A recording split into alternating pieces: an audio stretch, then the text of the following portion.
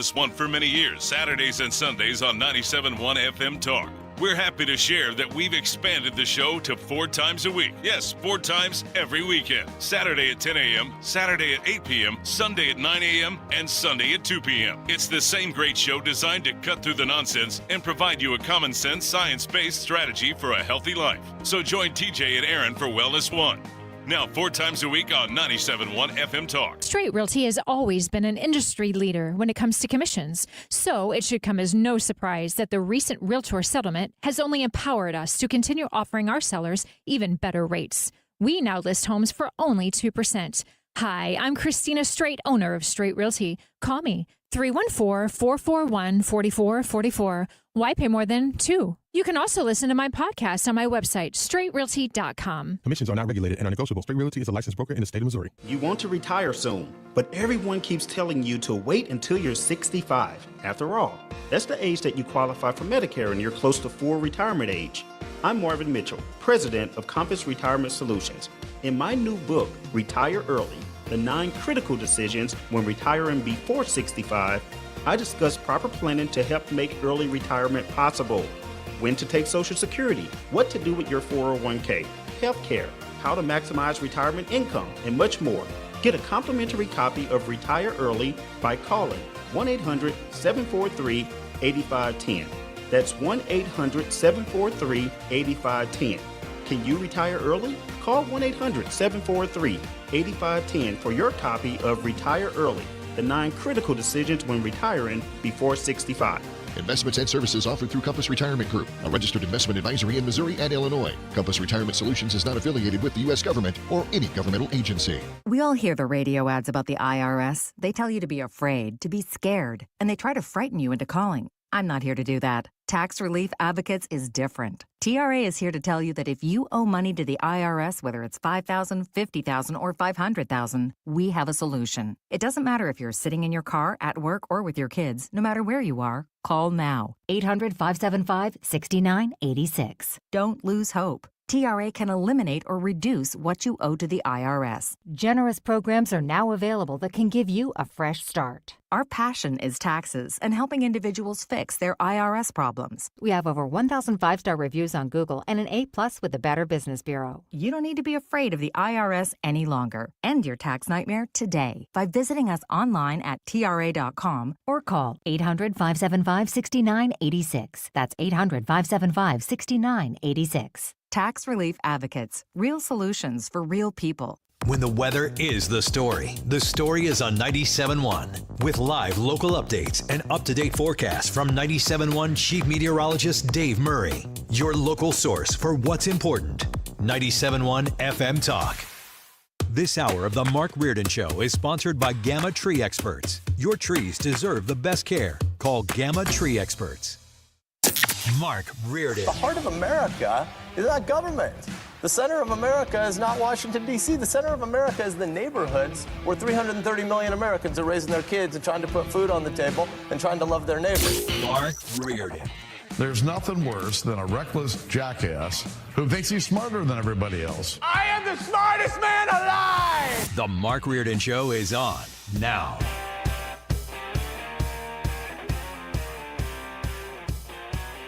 Oh, it's on. It is on, ladies and gentlemen. How are you this afternoon? Sue Thomas, how are you? I am fine, thank you. Fred is here in the studio. We're getting settled as we get ready here for a Thursday edition of the show. I do have a big reveal to do here because we've been talking about the temperature in the studio. I know that everyone's dialing in this afternoon to say, Mark, what is the temperature of the studio? Because we really are worried about you and Sue, and we want to know what the temperature is. So what I did was I went to Walmart. You know, I ordered one of these things, these thermometers, from Amazon, and apparently I forgot to hit the button that gets it delivered the next day. I usually do that, so I don't know if I didn't hit Prime.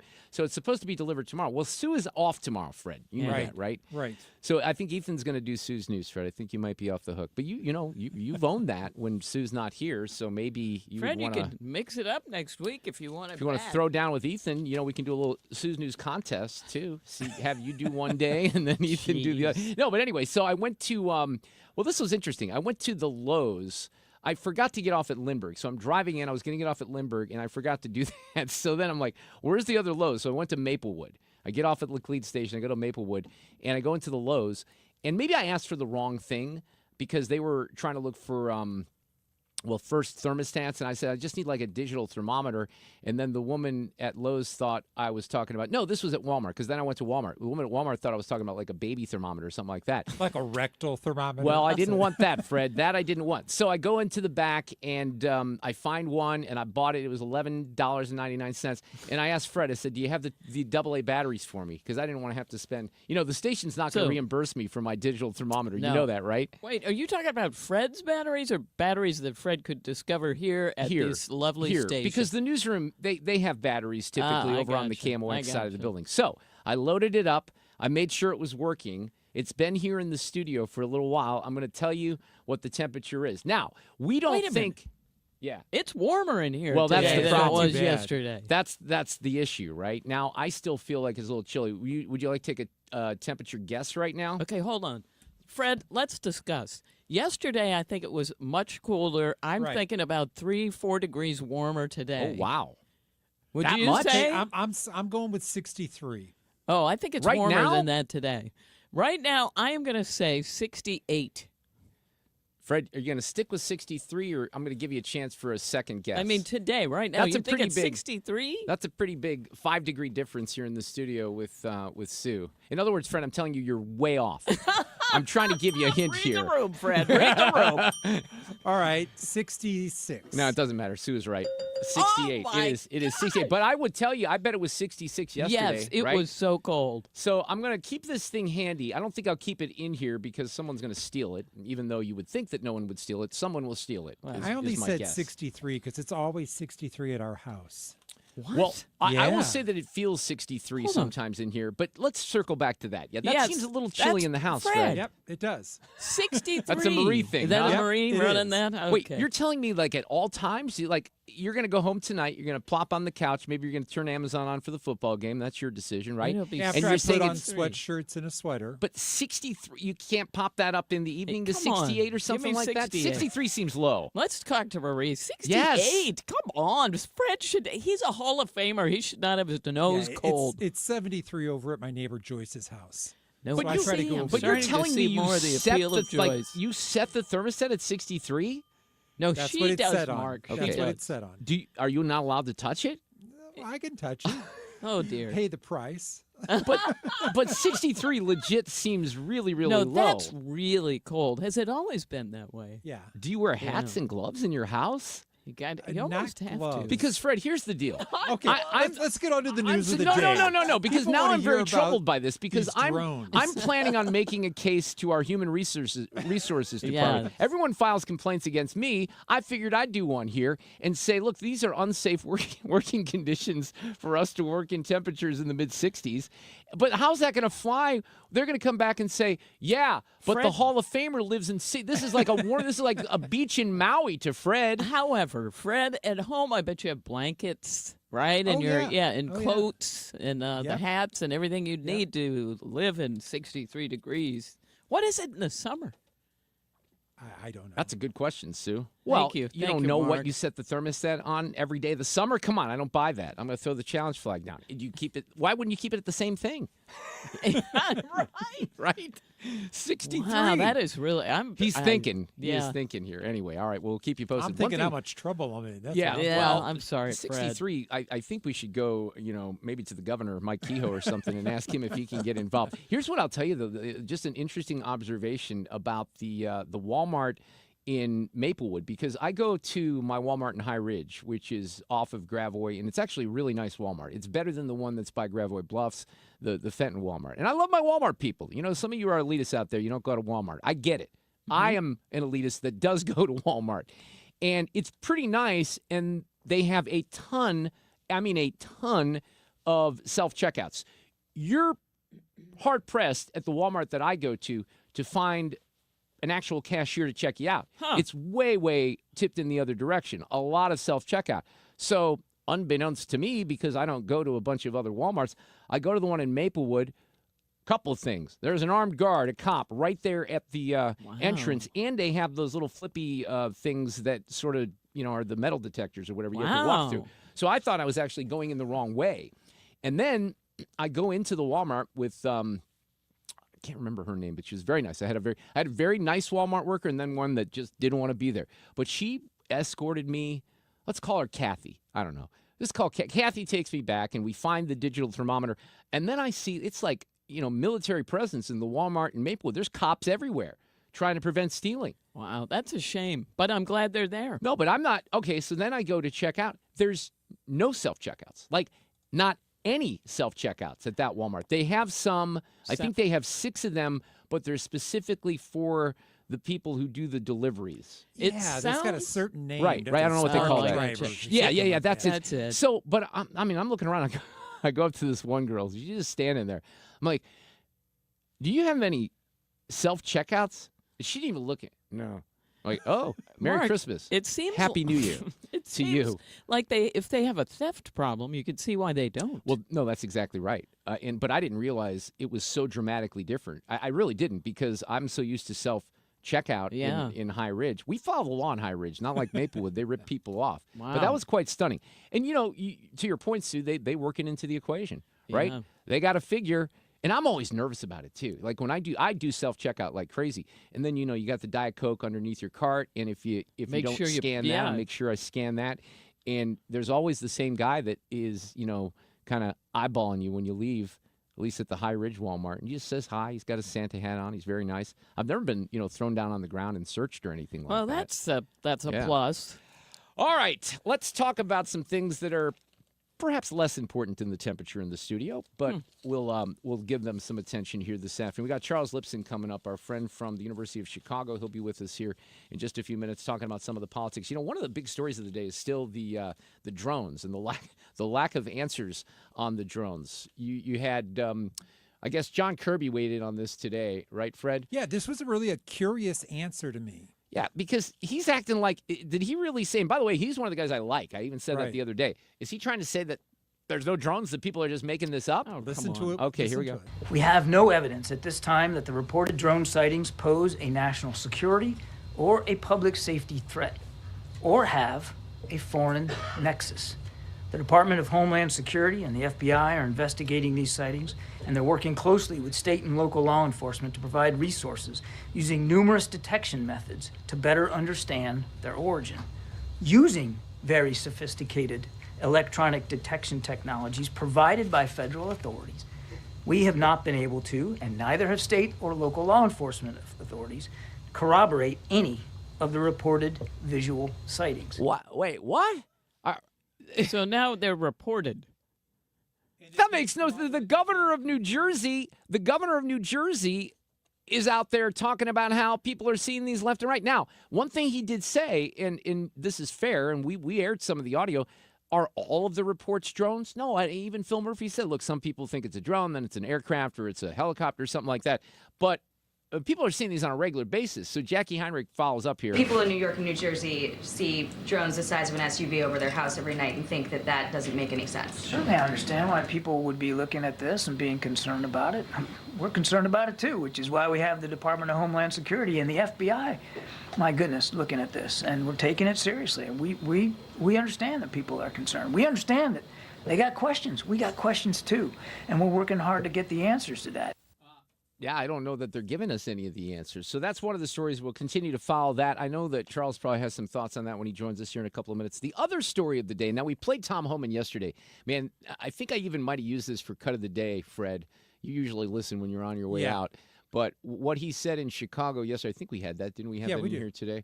Yeah, I'm not going to look for what it is. I know, I'm looking at it here. This was yesterday. Chicago's in trouble because your mayor sucks and your governor sucks. If your Chicago mayor doesn't want to help, he can step aside. Yeah. But if he impedes us, if he knowingly harbors and conceals an illegal alien, I will prosecute him. I love that. I love Tom Homan is laying down the law. There are some new sheriffs in town. So today he meets with Eric Adams, and Eric Adams has kind of, been back and forth on this to a certain extent. On December 3rd, he said this. Well, cancel me, because I'm going to protect the people of the city. And if you come into this country, in this city, and think you're going to harm innocent New Yorkers and innocent migrants and asylum seekers, this is not the mayor you want to be in the city under. So before this meeting, and we have Chris Clem coming on this afternoon. Chris is awesome. He'll be here after Sue's News, former Yuma Sector Border Control patrol chief, and he'll be dialed into all this. But so he met with Adams today, but this is before the meeting. This is what Tom said. We're going to prioritize public safety threats and national security threats. So I'm not surprised that Mayor Adams coming to the table, because I think his number one responsibility is protecting his communities. I'm shocked at other mayors and other governors who want to, put roadblocks up. I can't believe any elected official does not want to remove public safety threats from their communities. That's actually a great point, Tom Homan. Thank you very much. It's just like what John Fetterman said about Doge. Like, why is it controversial to cut government waste? So here's what Eric Adams said today. We're going to protect the rights of immigrants in the city that are hardworking, giving back to the city in a real way. We're not going to be a safe haven for those who commit repeated violent crimes against innocent migrants, immigrants, and longstanding New Yorkers. That was my conversation today with the border czar to figure out how do we go after those individuals who are repeatedly committing crimes in our city. You notice how he mentioned immigrants, migrants, and then New Yorkers. New Yorkers came third in that whole grouping there. When you told Mr. Homan, I'm willing to work with you to make sure we're not a safe haven for people committing crimes, he pushed back and say, I'm looking to deport beyond that. I'm looking to deport undocumented people simply because they are documented dreamers, for instance, asylum seeking migrants who have not committing crimes. And what, if anything, did you say about deporting those people who have not done any crime? He told you he pushed back on it? No, I'm asking you, did okay, all right. on you saying I want a broader scope? From what I heard from the incoming head of ICE is that we have the same desire to go after those who are committing violent acts, repeated violent acts among innocent New Yorkers and among migrants and asylum seekers. Yeah. That's what I heard from him, and I was pleased to hear that because we share the same desire. So, look, there's no doubt that the criminal should be the top priority, but I think Tom Homan's going to dig a little bit deeper than that. So I love this Vicky Palladino. Every once in a while I see her on Fox, and she is just, we don't have this here in St. Louis with these accents. She's just all New York. There's a new sheriff in town, and you could say whatever you like, and my city council has been guilty time and again, going against the mayor constantly at every turn. We've had enough. And my city council is off the rails. Well, there's no doubt about that. The other thing that happened today is Donald Trump rang the bell on Wall Street this morning. And we're going to cover that. We'll talk about it. So we got Charles Lipson coming up in the next hour. Oh, no, by the way, I have really good stuff. I didn't get to in the monologue here. Really good, interesting stuff about media malpractice with Pete Hegseth, which is just, maybe it's not stunning. It's not stunning to me, but I'm going to lay it out in great detail here what ProPublica did to Hegseth, trying to, catch him in something, and they completely made it up and lied. And it's quite fascinating. So we'll get to that. We got Sue's News. There was a topic that I didn't get to on Daylight Savings Time, or I'm sorry, Saving Time. I can't put the S on there. Ooh, that would get me in trouble. I mentioned Chris Clem is going to join us. We got State Rep Steve Butz to talk about all this nonsense in the St. Louis Public Schools. David Strom from hotair.com, and our friend Dave Simons, who is an expert on money and Wall Street. We'll talk about what happened on Wall Street today. It's all coming up.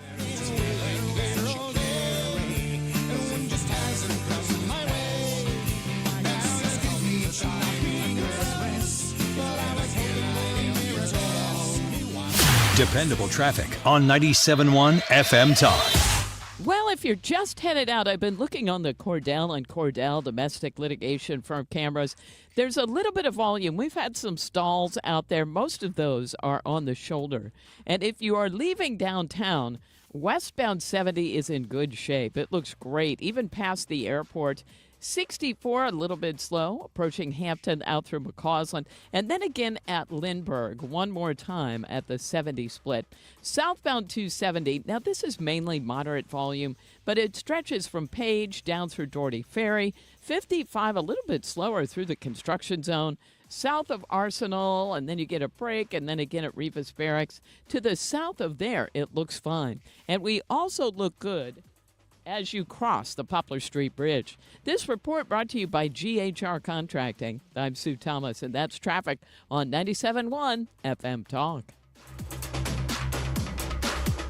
Not many window companies do egress windows. Those are the ones used in basements or floors with no emergency exit. GHRcontracting.com. We offer same-day install and financing 0% for 18 months, and there's no hassle with price negotiation. Get an upfront quote on the phone. GHRcontracting.com. We all hear the radio ads about the IRS. They tell you to be afraid, to be scared, and they try to frighten you into calling. I'm not here to do that. Tax Relief Advocates is different. TRA is here to tell you that if you owe money to the IRS, whether it's $5,000, $50,000, or $500,000, we have a solution. It doesn't matter if you're sitting in your car, at work, or with your kids. No matter where you are, call now. 800-699-1059. Don't lose hope. TRA can eliminate or reduce what you owe to the IRS. Generous programs are now available that can give you a fresh start. Our passion is taxes and helping individuals fix their IRS problems. We have over 1,000 5-star reviews on Google and an A+ with the Better Business Bureau. You don't need to be afraid of the IRS any longer. End your tax nightmare today by visiting us online at TRA.com or call 800-699-1059. That's 800-699-1059. Tax Relief Advocates. Real solutions for real people. Local news can come at you fast. Want the latest on what's happening in your backyard? Download the free Odyssey app. Follow your local news station, and you'll get alerts on the top stories making headlines in your city. You can stay in the know, no matter what you're up to, and be among the first to find out when news breaks. Plus, keep tabs on weather and traffic, so you're never caught off guard. To get started, download the Odyssey app. That's AUDACY, and follow your local news station. Hey, St. Louis, are you in search of top-notch cybersecurity solutions? Look no further. ThrottleNet is here to help. Ransomware attacks are on the rise, putting businesses like yours at risk. Don't let cyber criminals jeopardize your hard-earned success. ThrottleNet provides comprehensive cybersecurity services tailored specifically to your unique needs. Our award-winning customer service provides 24/7 protection to keep your data safe and secure. Take charge of your digital security today. Protect your business, protect your future. ThrottleNet.com, your reliable partner in cybersecurity.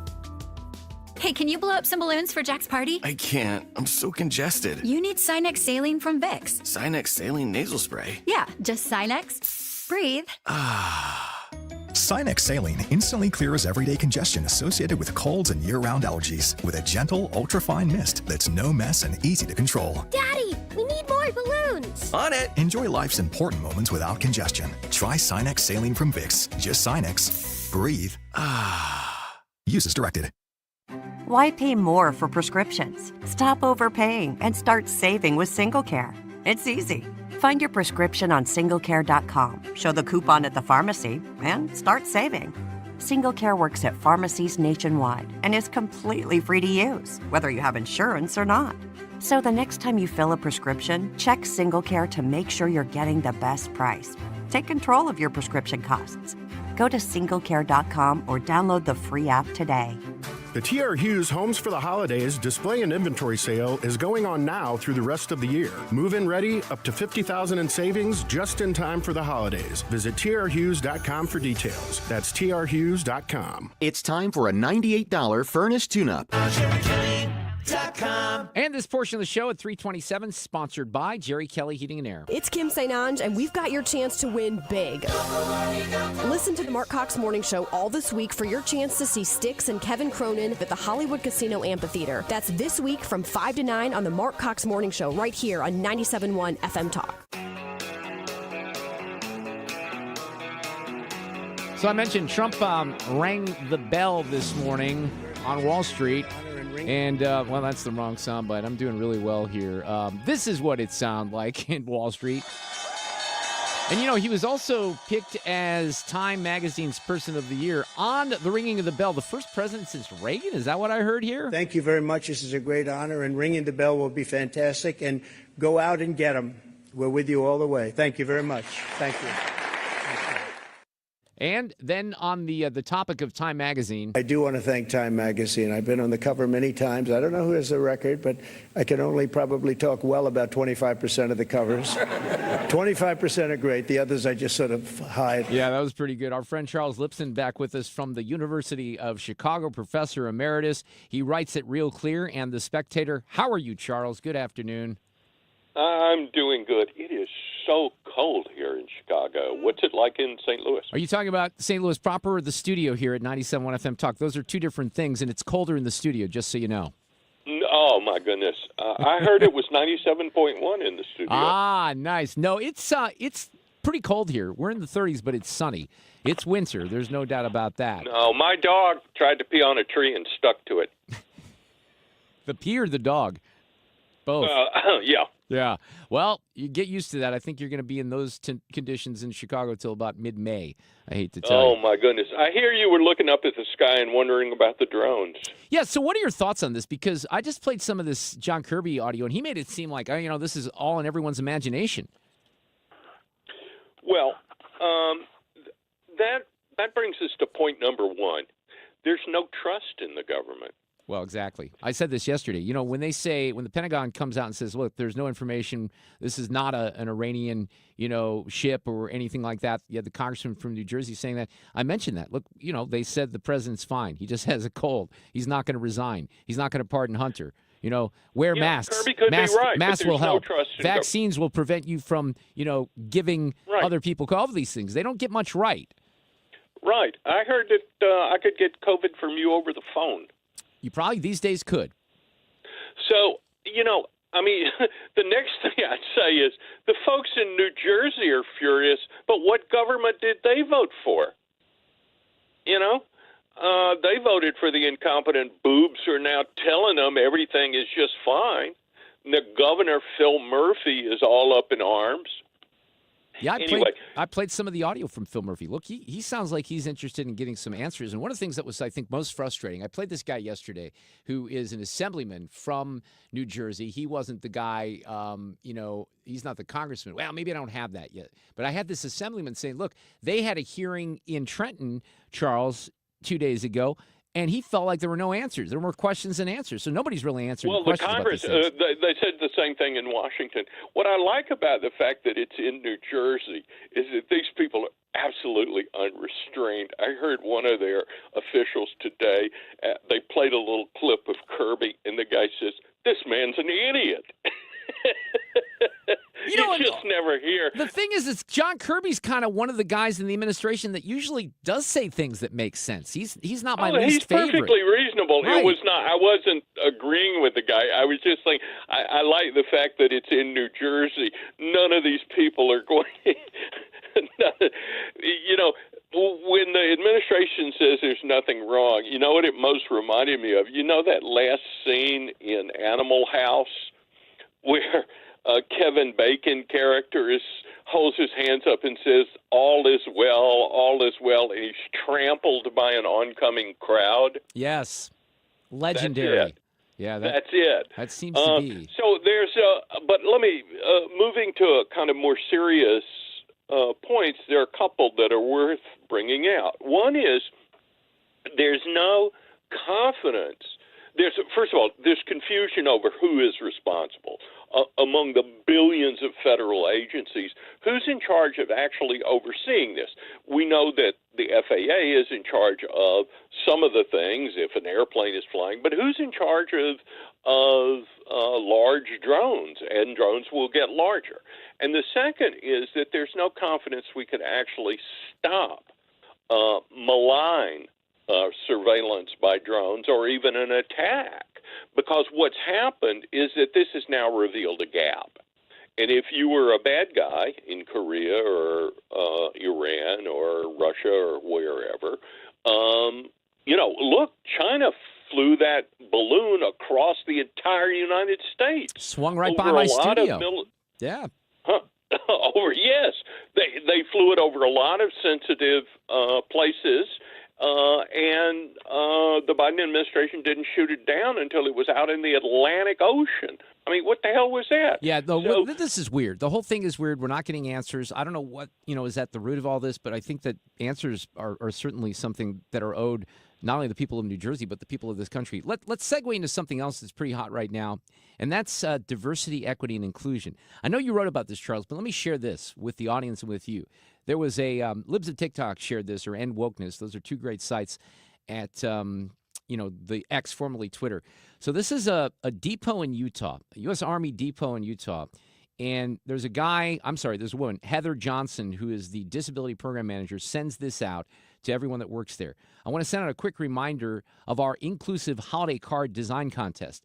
Please consider exercising your artistic and design skills and creating your own holiday card that represents diversity and inclusion. Once you've perfected your design, either hand deliver your card to me or email it to me. The winning card will win blah, blah, blah, blah, blah. So that comes on the heels of this report that says that the U.S. Department of Education spent at least $1 billion on grants advancing DEI, programming, all this other stuff throughout the last couple of years. So this stuff is crumbling, though. DEI is crumbling. You're familiar with the University of Michigan situation, the New York Times report. This is finally, after years, crumbling down, Charles.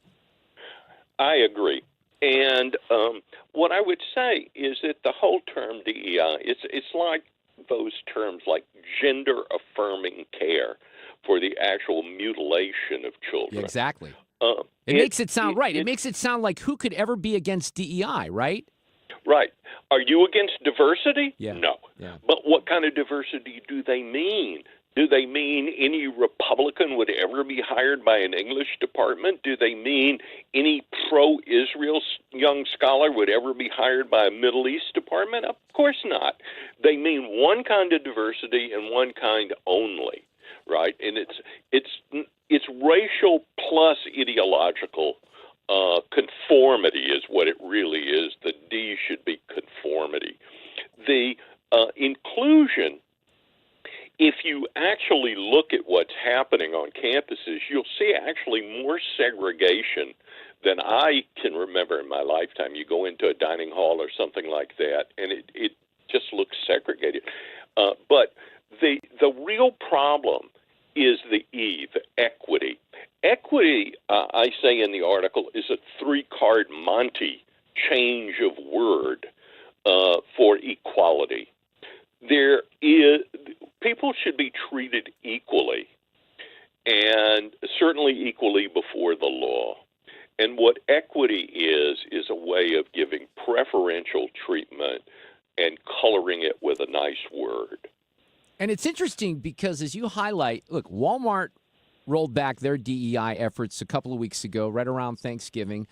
This reporting that was in the New York Times, and I can't remember if you and I talked about that earlier in the fall, was quite stunning. There's a guy that actually spent more than a year looking at the University of Michigan, and they've rolled back a lot of this stuff. And you know, what was exposed in that piece, Charles, as you know, was a lot of money being spent with no results at the University of Michigan. And even some of the professors and students who might have bought into this nonsense to begin with were like, yeah, you know what? This isn't working right now. What's interesting about that in Michigan is that 87% of the vote in Ann Arbor was for the losing Democratic presidential candidate. 87%? 87%. Wow.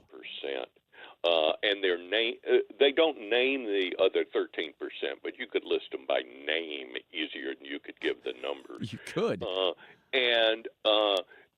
There's a Democratic governor and two Democratic senators.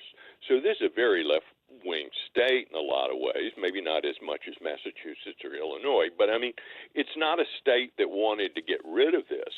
And what you're seeing actually is the Supreme Court is increasingly saying that these things are discriminatory and that you have to get rid of them. But there's a practical effect, which is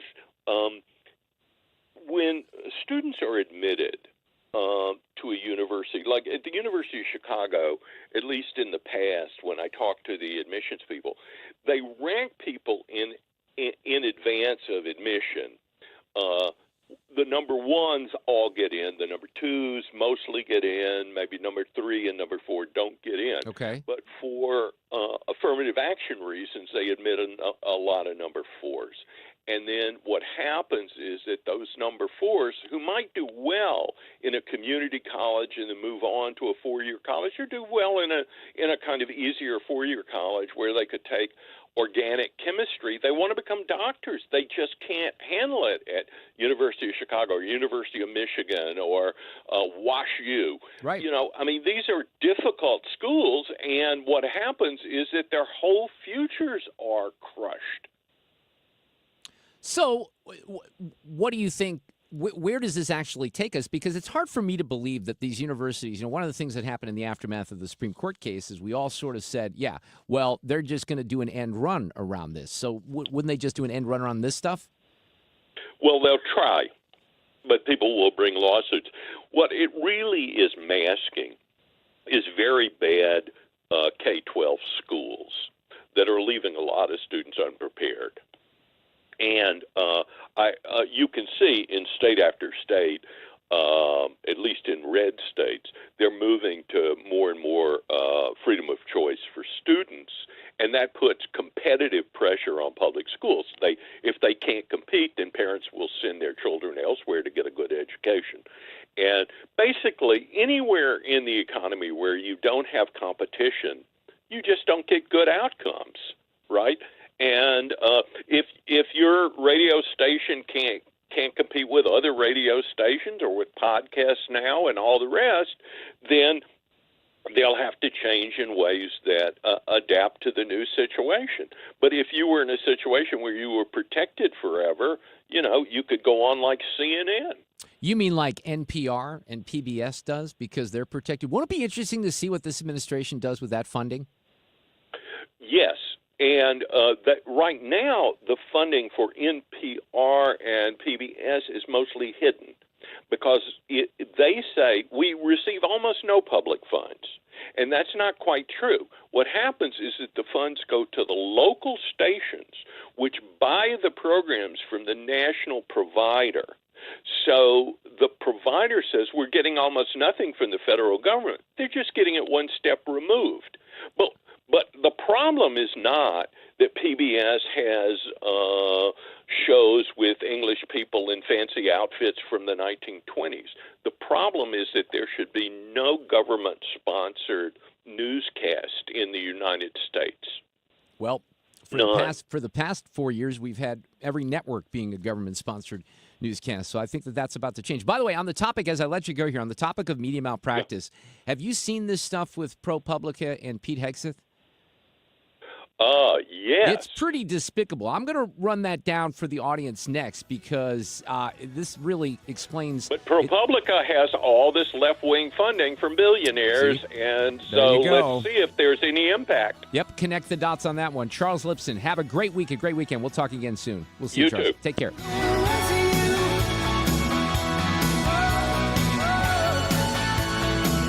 Dependable traffic on 97.1 FM Talk. Well, we just had a stall reported eastbound 370 at 141, so that's not bad. And if you are westbound on 6440 this afternoon, looks like the usual volume, and it's starting to fill in now. So it's more like Kings Highway out through McCausland. Eastbound, a little slow at Big Bend. Westbound, some moderate volume at Spady and at Clarkson and at Lake St. Louis Boulevard. 70 looks better. It's fine all the way past the airport. It is a little slow at 79. Now, southbound 270, already volume from Page down through Doherty Ferry. We've got southbound 170 slowing just south of Olive down through 64. At 55 southbound, couple of slow pockets. This is mainly south of Arsenal through Revis Barracks through the construction zone there. This report brought to you by GL International Realty. Planning to sell your home? Work with the very best. Gloria Liu with Your Home Sold Guaranteed Realty will guarantee to sell your home at your price or she will buy it. Visit GloriaHasTheBuyers.com. I'm Sue Thomas, and that's traffic on 97.1 FM Talk. Steel holiday savings are here. Make room under the tree for gifts at the top of their wish list. Power up the holidays with great deals on long-lasting tools. Find the perfect gift at your local Steel dealer or shop the Steel Holiday Gift Guide at SteelUSA.com.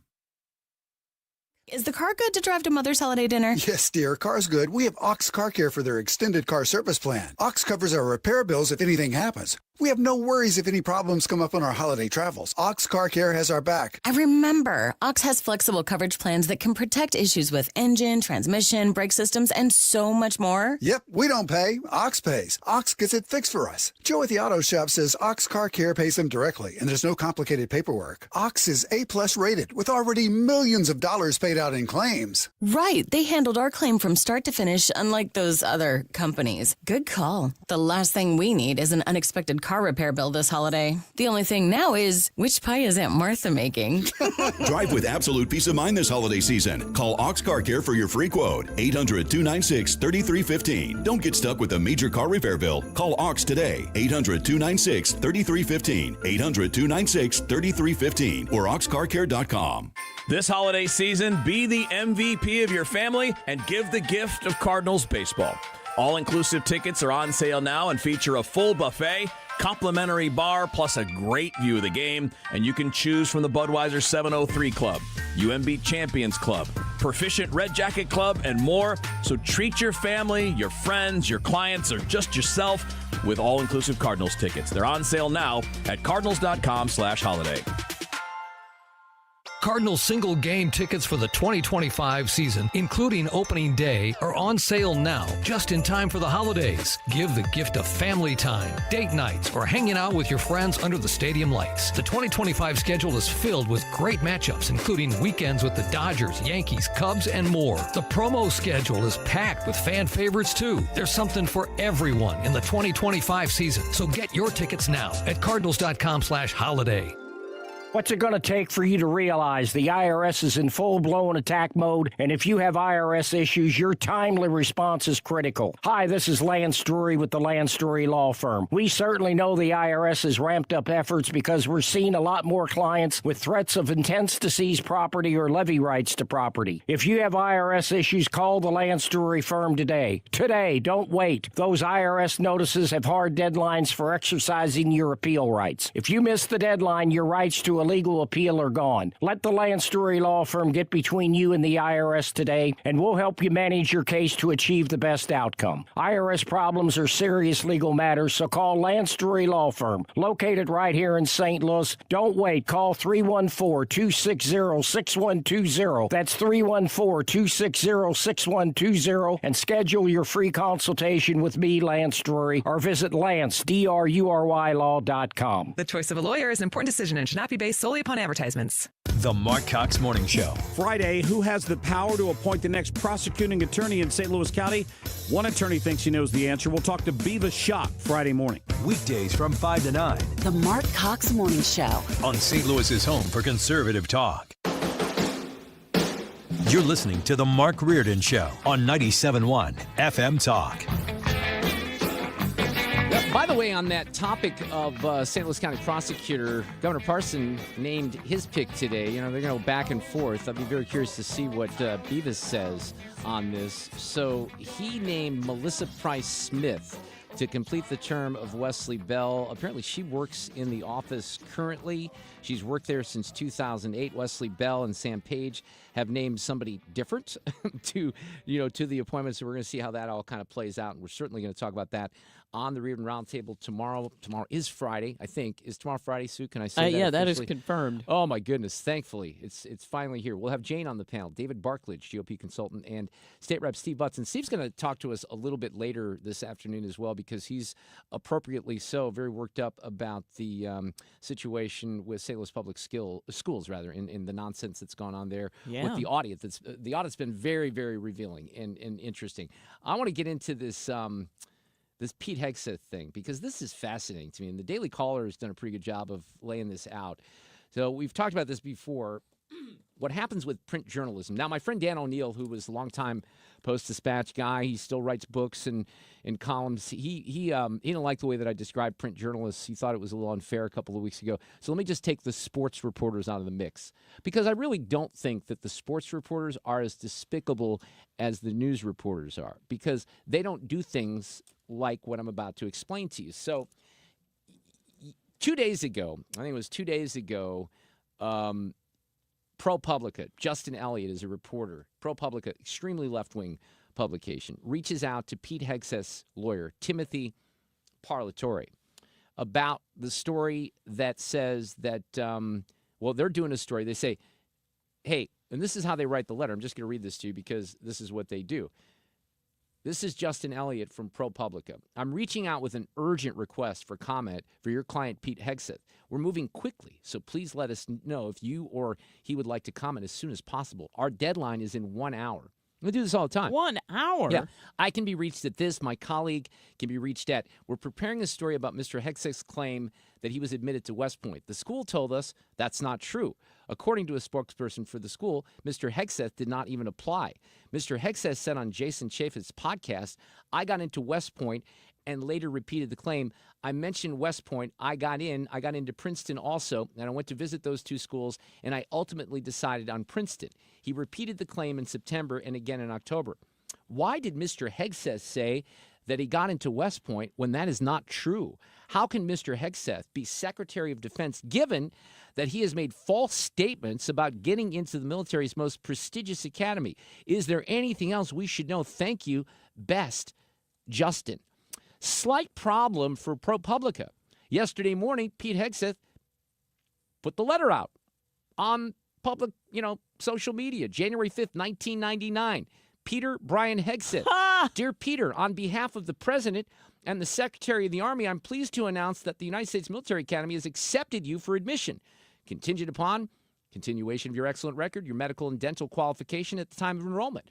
Congratulations. So he absolutely was accepted. And then you might ask yourself, well, how did ProPublica get it so wrong, right? Right. Well, they called the school, and they had somebody, I don't know what the motivation of the person might be, but there was a spokesperson that told them over email that Hegseth hadn't even applied to the school, citing the admissions office. So one person there says he didn't even apply, and they start getting their claws out, and they want to do a story, and they're like, we're going to put this story out in 1 hour. You better damn well have a response, because this is what they do. So they even say that they called back twice, and a second spokesperson confirmed absolutely 100% Pete Hegseth did not get accepted into West Point.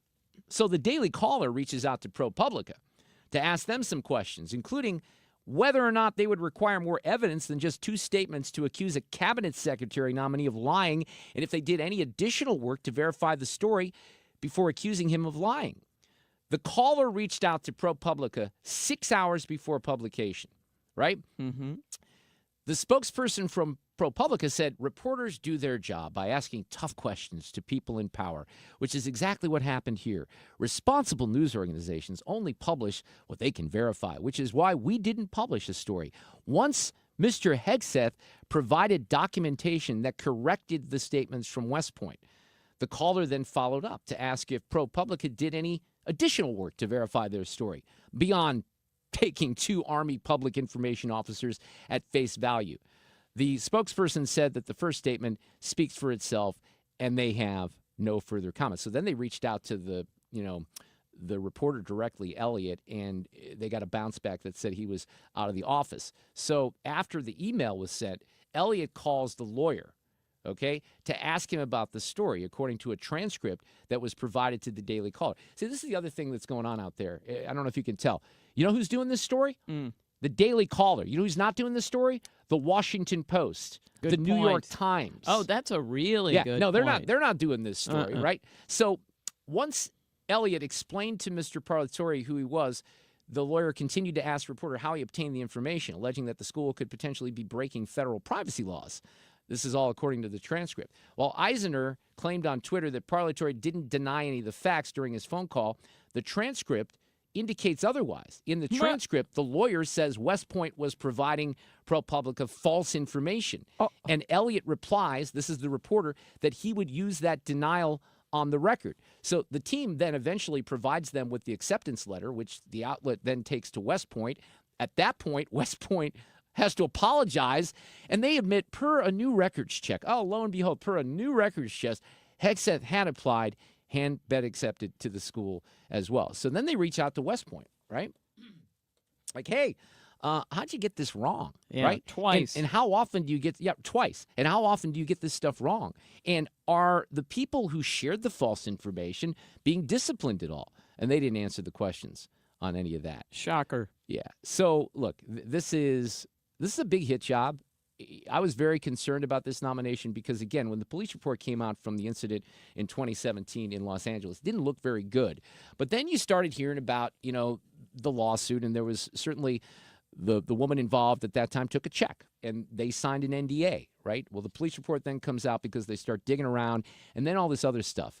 And what's interesting here is that I really think that somebody should get down to, the actual West Point admissions office and say, how did this actually happen? Absolutely. Why didn't you know the answer to this question? How did two people get it wrong? West Point should be concerned about it as well. They should be. The fact that they ignored it isn't good. Absolutely, Sue. I completely agree. So that's just an interesting little, breakdown of how the despicable legacy media, print reporters in particular, the broadcast people do this as well. They give you these deadlines, say, oh, we have to get you on the record. And if you don't, we're going to say, we couldn't reach you for comment. We can reach you because you gave an hour notice, and that's all. But they're vile, they're disgusting, and they have an agenda. And then, what's ironic here is when you think about it, the real journalism that's taking place out there is in the alternative space. It is. The Daily Wire is the outlet that broke the North Carolina FEMA story. And they also got something right last week. Here we have the Daily Caller doing the same thing. Why isn't the New York Times, the Washington Post seeking out answers like this? I don't know. I can't answer those questions at all. We got Sue's News coming up after 4 o'clock on 97.1 FM Talk. I love you, baby.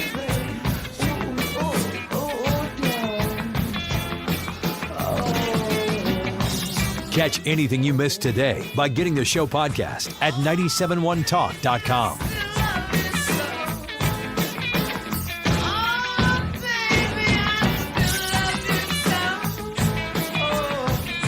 Dependable traffic on 97.1 FM Talk. Well, we've got just the usual volume out there looking at the Cordell and Cordell domestic litigation firm cameras. That means westbound 70 is a little slow at Jennings Station Road and past the airport and between 79 and K. Now, that's just moderate volume.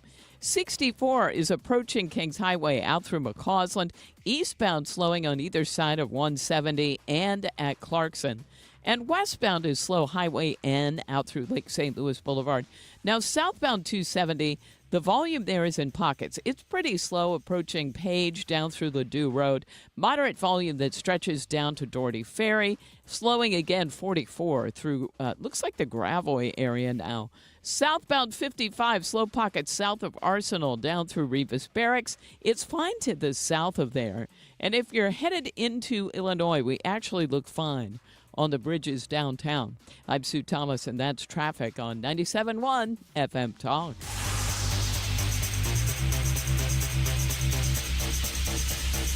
The colder weather is here, and my friends at Hanson's Tree Service want to offer you a 10% winter discount for all tree care scheduled between January and March of next year. Mark Cox here. Call now. Get your spot secured. Also, when it comes to winter plant health care, it's a great time to get one of their arborists over. Have them to prescribe the best treatment options for your trees during the fall and winter season. Tell them you heard Mark Cox talking about it. Schedule your appointment today at hansonstree.com.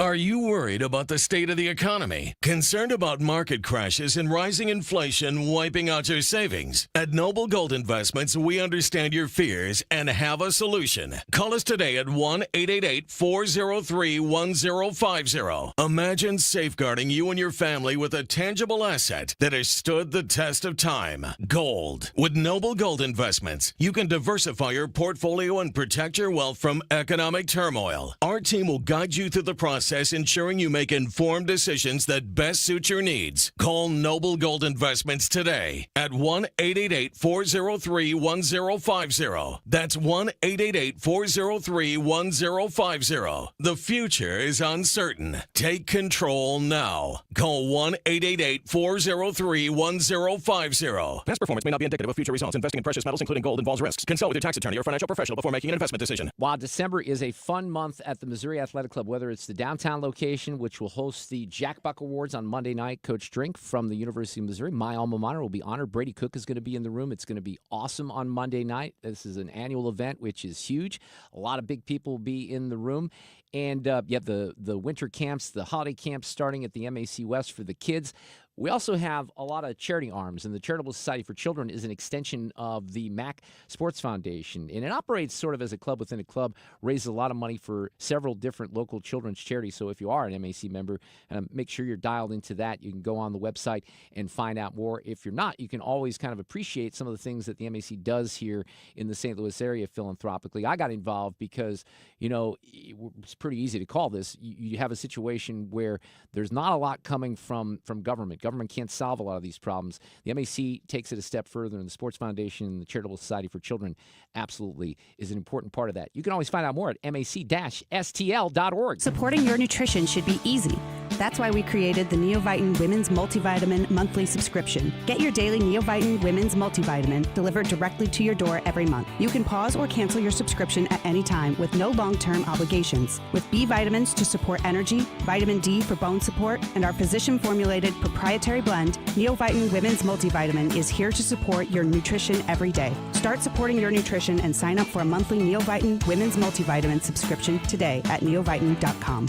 This holiday season, save $30 on the GTA 26 handheld garden pruner. Now just $149.99. Visit your local Steel dealer today or shop online at steelusa.com. Offer valid for a limited time. Only at participating dealers while supplies last. Hey guys, Glover here with my friends Mark and Neil Gelman of eXp Realty. If you need to sell your home to buy a new one, it's never been more important to have an experienced negotiator that you can trust. You need my friends Mark and Neil Gelman on your side. 314-336-1991. Go to thegelmanteam.com. KFTK FM Florissant. From the Under Law Injury Lawyers, GetJim.com studio. That's GetJim.com. 97.1 FM Talk. Always live on the free Odyssey app.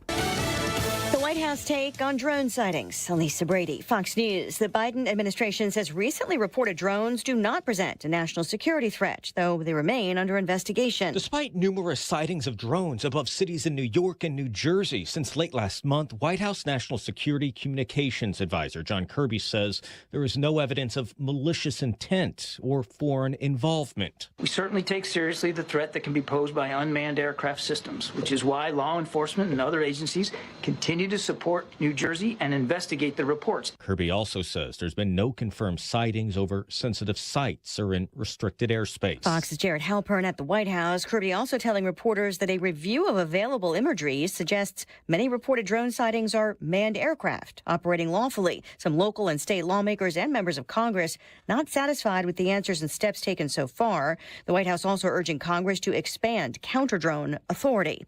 The Justice Department's Inspector General says the FBI should have done more to gather intelligence leading up to the Capitol riot, but that no undercover agents were in the crowd. 26 informants were in Washington for protests related to the election, with 3 of them entering either the Capitol or a restricted area outside. According to the report, while the agency did prepare for the possibility of escalation, it failed to gather information from all of its informants when preparing for possible violence. Fox's Ryan Schmelz on the Hill. President Biden issuing commuted sentences and pardons for about 1,500 people. For far too long, our criminal justice system has closed doors of opportunity for too many people who should have the chance to once again participate in daily life and contribute to their communities. Spokeswoman Marie Jean-Pierre, the White House calling it the largest single-day act of clemency in modern history.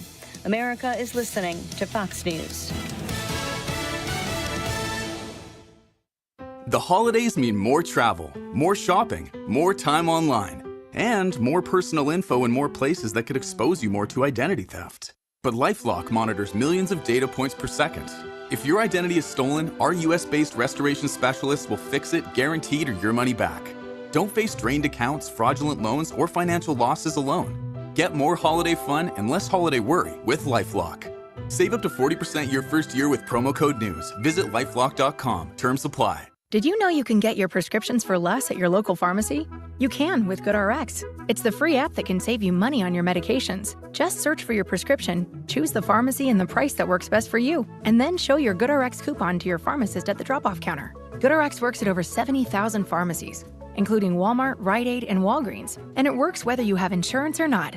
It's easy to save. Next time you drop off your prescription, check GoodRx. To start saving today, go to GoodRx.com. GoodRx is not insurance. Air Comfort Service, heating, cooling, and insulation. Weather. The official 97.1 FM Talk Weather Center forecast. Sunny, chilly afternoon. The high today at 39. Partly cloudy, cold tonight, low 24. And then clouds and breezy tomorrow, the high 44. Rain in the overnight tomorrow night, low 38. Periods of rain on Saturday, the high Saturday at 50. And then Sunday, sunshine, a few clouds, daytime high at 52. I'm Steve Williams for 97.1 FM Talk. I'm Jim Chesko with your Money Now. Pressured by a disappointing report on wholesale inflation, it moved higher in November. Stocks retreated today. The S&P 500 eased 33 points. The Dow Jones Industrials fell 234, and the tech-heavy NASDAQ Composite gave back 132. That index now back below 20,000. Even with concerns about the effects of social media and smartphones on their mental health, nearly half of American teenagers say they are online constantly. That's according to a new report published today by the Pew Research Center. As in past years, YouTube was the single most popular platform teenagers used, 90% saying they watched videos on the site, with nearly three-quarters saying they visit YouTube every day. Nearly two-thirds of the teens surveyed said they used TikTok. In a bit of a surprise, first-time claims for jobless benefits rose by 17,000 last week to 242,000. The Labor Department says that is the highest level since mid-October. That's your Money Now. What does the future of mobility in Michigan sound like? That's the sound of new EV charging stations at our state parks. That's the sound of over $20 billion in new investments to produce EVs and batteries in Michigan. And that's the silence of Michigan's new En-Road wireless charging system. Discover all the ways MEDC is driving next-gen mobility in Michigan at michiganbusiness.org. Welcome to Staples. Help! My family's in for the holidays and I need gift ideas. That's why we're here. Staples has amazing deals on everything you need. Photo gifts, laptops, and gaming systems. Even custom holiday cards and shipping solutions to send gifts to the family that can't make it. Perfect! Have anything for Uncle Frank? I love him, but the guy is never quiet. Noise-canceling headphones. For you. You get it. Unwrap huge holiday savings at Staples. And right now at Staples, save up to $300. This hour of the Mark Reardon Show is sponsored by Gamma Tree Experts. Your trees deserve the best care. Call Gamma Tree Experts. Thursday afternoon edition of Sue's News is coming up here in just a couple of minutes. And Chris Clem on the border. Chris is awesome, former Yuma Sector Border Patrol Chief. He actually just tweeted out the fact that he's looking forward to coming on the show. So he will join us about 4:25. Hey, I've been talking for several months now. We're in our third or fourth month, really trying to spread the word about New Perspective Senior Living in Weldon Spring. And they have some holiday specials on select apartments. So that's one of the things that you should ask them about if you swing in or if you go to the website, npseniorliving.com. It's a beautiful new facility. They offer independent living, assisted living, memory care. The location is perfect next to Persimmon Woods Golf Club, just a few blocks away from Progress West Hospital. And that gives you real easy access to Highway 6440. Brand new community, modern apartments. They have 1-bedroom, 2-bedroom with everything that you would want, stainless steel appliances, granite countertops, in-apartment washers and dryers, big closets. They have a great meal plan option, tons of activity and entertainment, and some really cool technology also. They have a state-of-the-art AI fall detection system that works in real time. So again, holiday specials, you can swing in. They will treat you for lunch or just take a tour. You can call 636-229-1311 or the website, N as in Nancy, P as in Paul, npseniorliving.com. That's New Perspective Senior Living in Weldon Springs. If you're thinking of getting new hardwood, carpet, laminate, or vinyl flooring at one of those big box or discount stores, put it on hold. As in Reinhold. Reinhold Flooring, covering St. Louis and beyond since 1988. Residential or builder, you'll find everything you need in our showroom on Telegraph. When it comes to investing in your home, you want the best in carpet, laminate, vinyl flooring, or area rugs. Put those others on hold with Reinhold Flooring. Stop by Telegraph Road or learn more at reinholdflooring.com. If you owe the IRS $10,000 or more in back taxes or have unfiled tax returns, write this number down or put it into your phone. 800-909-1822. The IRS is hiring more staff and cracking down. Call Tax Relief Helpers now to learn about our tax debt reduction programs and how to stop the collection efforts. If you're facing liens, levies, an audit, wage garnishment, or years of unpaid taxes, even if you're already in a payment plan, we can help. Through special IRS programs, you may qualify to have your tax debt settled for a fraction of what you owe. Tax Relief Helpers has helped thousands of taxpayers qualify for these generous relief programs, earning an A rating with the Better Business Bureau. No matter what amount you or your business owe to the IRS, call our tax relief hotline now for a free consultation and see what savings you may qualify for. Don't tackle the IRS on your own, and don't risk having your wages, Social Security, even your pension seized. Call now. Call 800-909-1822. That's 800-909-1822. 800-909-1822. Financial health is more than just really the investments. You have to look at tax consequences. You have to think about legacy planning or generational planning or your healthcare options. Those all go together with your financial health. Join Matt Goolsby for Retire Hour to hear his team in finance, healthcare, estate, and taxes discuss changes in law, strategic planning, and answer listener questions. Submit your questions to be answered live on air at retirehour.com. Retire Hour, Sundays at 7 a.m., right here on KFTK.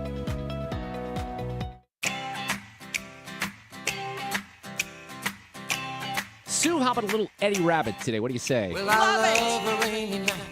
I love a rainy night. I love to hear the thunder, watch the lightning when it lights up the sky. You know, this is such a great song. Okay, It really is. I had this 45 and played the heck out of it when I was a kid. I'm sure I had this 45 too. But I bring it up because my wife and child were not home last night. I got home after work and I just cranked the music when I got home. And I've often expressed my love, and my man crush is John Mayer, and he has a station on Sirius XM. It's Channel 14, I think. Life with John Mayer. And I like it. And I was texting Sue last night because you can be hearing something like that. And then like last night they had Alice in Chains on and I'm just jamming along. There's some great guitar work here to Alice in Chains. And then this happened. Oh, yeah. And it was just glorious last night. And I told Sue in my text, you're damn right I was singing along to this song when I heard Olivia Newton-John. There was no doubt about that. Guess mine is not the first. But I just wanted to share that as an example of the eclectic, and I try to, replicate that a little bit here with my bumper music. I take it seriously. I realize nobody else cares, but it helps and it affects the sound of the show. Yes. And this is an audio medium, so every day in my kitchen, I listen to music and I put my music together for the day. I have some Christmas stuff coming up today, and Ethan puts it in the system, and then, it's the show. But I love, because let's face it, most radio stations or even satellite radio stations, you're getting a genre. Like you're getting 70s on 7, you're getting the 80s, or you're getting, Alt Nation on Sirius XM, Casey's got there. You're not getting, on too many stations, I don't know where you get Alice in Chains right backed up with Olivia Newton-John and Eddie Rabbit. You're right? not gonna. No. But for me, I love all those. So it's a perfect fit, and he does a lot of that stuff. He kind of pulls it out of, I kind of like it. The hinterlands or whatever. Yes. Yeah, it's really good. But I had to share that. Okay, one thing I didn't get to before I get to Sue's News that I thought was just a little interesting, and you guys can think about this. I think they did it mainly so people could, click on their stories at the New York Times. But they put an interactive map up there about daylight saving time. And they wanted to give an example. I mean, we could have Googled this and figured it out, but now it's all in one little graphic here, and I've taken some pictures of what the latest sunrise, the earliest sunset, the earliest sunrise, and the latest sunset would be under the different scenarios. I guess maybe anticipating that Congress might maybe do something about this. Okay. So if there is no daylight saving time, which I think that means standard time, right? Mm-hmm. Okay. The latest sunrise would be 7:20 in the morning. If you have permanent daylight savings time, Thank you. I put the S in there, the latest sunrise would be 8:20 a.m. Okay, so again, 7:20 with no daylight saving, 8:20 with permanent daylight saving, and then the current is the latest sunrise is 7:29 because we're kind of doing both. The earliest sunset with no daylight saving time is 4:40. That's the earliest sunset, right? If permanent daylight saving time kicks in, the earliest sunset, this is where it gets appealing, Sue, is 5:40. Yeah, so that's as we appealing. sit here in the winter we're stuck at 4:42 right now, I think, for several days. And then it will start, start moving in the other direction. The days will start to get, slightly a little longer here on the 20th, right? Or 20th or 21st. 21, 20, yeah. So the earliest sunrise for the no daylight saving time is 4:36 in the morning. 4:36. The permanent daylight saving time earliest sunrise is 5:36, and the current, is 5:36. So think about that, because I like 5:36 better than 4:36 for the earliest sunrise, don't you? Well, for 4:36 seems way easy, although you're up at that time. I'm up, so it does not matter. Because by 5 o'clock, it would be relatively light in some parts of the year. That's the helpful. Okay, and then this is where it also gets tricky, I think. The latest sunset. So right now, the latest sunset in our area is 8:30 in the summer. Under no daylight saving time, it would be 7:30 in the summer. That would be the latest sunset. I don't love that. I don't either. And if you go permanent, daylight saving time, it's 8:30. So when I'm looking at these numbers, to me, the way to go is permanent daylight saving time, right? Not go back to standard time, because standard time, I don't like those numbers very much. Wait a minute. Is that the one that gives us 7:20 in the summer, though? Or no? No, that's confused. the one. No, that's the one that gives you 8:30 in the summer. Okay. So yeah. No daylight saving time is 7:30. So that's where we're at right now, aren't we? Aren't we on standard time right now or not? Right. I think so. I don't remember. Yeah, we fall back to standard. Right. So then that's why the numbers are. I don't know if this helped anyone, because I'm looking at this graphic and I know it gets a little confusing. The bottom line is, if you go to if we stick with this, let's say we don't spring forward, the sun is going to set at 7:30 p.m. in July. Now that's too early for me. What were you going to say, Fred? I think it's simple. I just like it lighter later. Yeah. And that's not this time. No, it's definitely not. So that's daylight saving time. Yep. And maybe that's what we do. We stick with that. But again, this affects other parts of the country too. Like I even took a graphic just because, as you guys know, my second home is Las Vegas. So the numbers are a little different. Like their earliest sunrise, a little different. Their earliest sunrise would be 4:23 in the morning. Their latest sunset would just be 7:01, 7 o'clock. Now, that's a city that loves when the lights go out, right? And but still, that seems way early. Sleep experts that I've interviewed say this current time, standard time, is the best time for the body. Oh, right. Because of your biological clock. Basically, we've just decided it. This is what we want, and we want this year round, right? No. Maybe? No, this is not Fred what we just want. said the I opposite want it lighter of what you later. said. That's the part I want. Yeah. But so you're that's saying the sleep experts say this is better? Yeah, this is the better time. Oh, no, we don't like that. Okay, just to be clear, we don't like that. Let's do this. These allegations are deeply concerning. Does the president have any comment? We're not going to comment. It's not clear messaging. No. And now, Sue's News. Brought to you by Sue. It's a level 1 on the old vest in here. What's the temp? 66. Yeah. We're holding steady at 66, with the indoor humidity being 20-21% right now. It's nice and low. The dew point's very low in the studio. Yeah, it certainly is. This is Poinsettia Day and Gingerbread House Day, but more importantly, it's National Ding-a-ling Day. I read that. I believe it's called poinsettia, though, isn't it? Well, no, there's even though a nobody debate. says that. But There's a debate. Yeah. And I think it's listed both ways are acceptable, but it is spelled poinsettia. You're right But about I don't that. like that pronunciation. I don't either. Yeah, I which like is- points. I like the way you say it. I Thank just wanted you. to point that out Appreciate that. people like to correct people. And if you're wondering, what the heck is National Ding-a-ling Day? As I certainly was. We could have had a Chuck Berry song here. Yeah, we really could have. But I forgot to email this to myself. You're supposed to call somebody you haven't talked to in a while. That's the purpose of Ding-a-ling Day, in case you were wondering. And go ahead. Can I tell you yes. something? Just Please. Going back to yesterday, because we talked about it yesterday, and I don't know how this is going to end up, but we talked about the Tony Basil song Mickey yesterday, Yes. right? And I made this wild claim that's true that Sue doesn't care about, that I was the first person on the 10 radio watts. in St. Louis to play it on my 10-watt radio set. It is Yes. true. But the reason that it happened, and the reason it was true, is because there was a guy that I used to work with back then. His name was Kevin Spivey, and he worked for the record company that distributed Arista. So this is a guy that disappeared from my life, Sue. Okay. I don't know where he went, right? And we were relatively close in the early 1980s for a couple of years. And over the years, I've searched Facebook. I've done some Google searches. So last night I got curious, and I started just punching in a bunch of things. And I put Kevin Spivey music business. That's what I did. And a website came up for him, and a book that he had written, and an email address. So I emailed him. Now, I haven't heard anything back. And the last time that he had posted anything was 2 years ago. So I don't know what happened. But the reason I bring it up is because there are people that I think about from earlier times of my life that I every once in a while I will reach out to them and say, hey, I was thinking about you, or something like that happened. National Ding-a-Ling I know. Day. Give that man a call. On this day in history, 125 years ago in 1899, Dr. George Grant, a black dentist from Boston, patented the golf tee. The golf tee is 125 years old today. Before that, golfers teed off from a mound of sand, which could not have been that fun. So, is that what happened? I never even thought about that. Yep.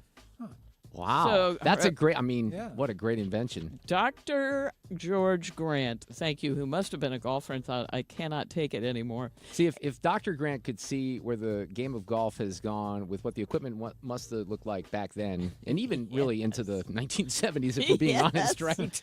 And Ethan reminded me of this. On this day in history, 14 years ago, that's when the roof at the Metrodome collapsed during the huge snow they had during the 2010 season. Minneapolis gets some snow, but enough to actually collapse the Metrodome. That was such a huge deal. But that was only 14 years ago today. That seems longer. It's than same. That, but I would have guessed longer.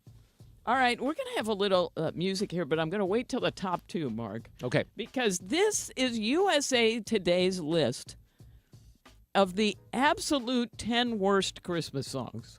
Okay, now, they are really specific about the version in some of these because number 10 is I Never Knew the Meaning of Christmas by NSYNC. Number 9 is Cherry Cherry Christmas, which I've never heard of, by Neil Diamond. The Killers are on here. At number 8, Don't Shoot Me, Santa. Are you familiar? The Killers release a Christmas song every year, and they're not always great. And I'm not sure I was a big fan of that one. Pretty ironic considering their name is The Killers. Right. Well, it's unfortunate. But they're different, non-traditional Christmas songs that they do. I'd have to think about that one. Well, number 7 is Santa Baby, and Eartha Kitt is fine, but the one that made the worst list is by the Pussycat Dolls, and I can only imagine how great their version is. Number 6 is Dominic the Donkey by Lou Monte. Oh, yeah, it's a thing. I don't think I know that one. Oh, Would you like to don't sing need it for us? Nope. Fred, do you know that one? Do it. I do know it. You do know it? I'm not Okay. going to sing it. I don't It's know that kind one. of a story song. It is kind of a story song. Number 5, these are the 10 worst Christmas songs, according to USA Today. Funky Funky Christmas by New Kids on the Block. Well, the boy bands are racking up some they are. moments here. It's time for the girls to show up because Jessica and Ashley Simpson's version of The Little Drummer Boy is at 4. I don't think I've heard that, which is also another clue that it's terrible. Number 3, I Can't Stand So Much That I Didn't Even Play It. It's The Christmas Shoes by New Song. I hate it. Wait, which one is it? I hate it. The Christmas Shoes. It's this whole whiny, terrible story and crying. I hate it. Right. There was a movie. I probably watched it when I was 7, based off of that song, and that made me cry. Yeah, it's terrible. But now I'd probably go back and say this is like the worst quality movie ever. It's horrible. And number 2 is this classic. I can't stand. Well, I mean, I get it, but this is the second worst Christmas song. It's Grandma Got Run Over by a Reindeer. Grandma got run over by a reindeer. When I was a kid, before I moved here, I moved here in 1979, and I can't remember, Fred, you might know the reference to this. So I grew up listening to WGN radio in Chicago, and they would play this a lot. That's where I learned the song. I don't know if Jack Carney played it on KMOX, but it was a novelty Christmas song. And when I was 10 years old, I think I loved it, and I thought it was very funny. But it will not appear on my radio show ever because I'm gonna say it's, the worst might be a little harsh because it is a funny song and everything, but it doesn't fit in the sphere of the rest of Christmas. Yeah, you're right. The first time you hear it, usually as a kid, you think that's cute, and then it's over. Yeah. And finally, the worst Christmas song, according to USA Today. No surprise here. Ready to sing your song? I would put this higher than the other one for sure. Okay. Okay, Theodore? Okay. Okay, Alvin? Alvin? Where the hell is Alvin? Okay.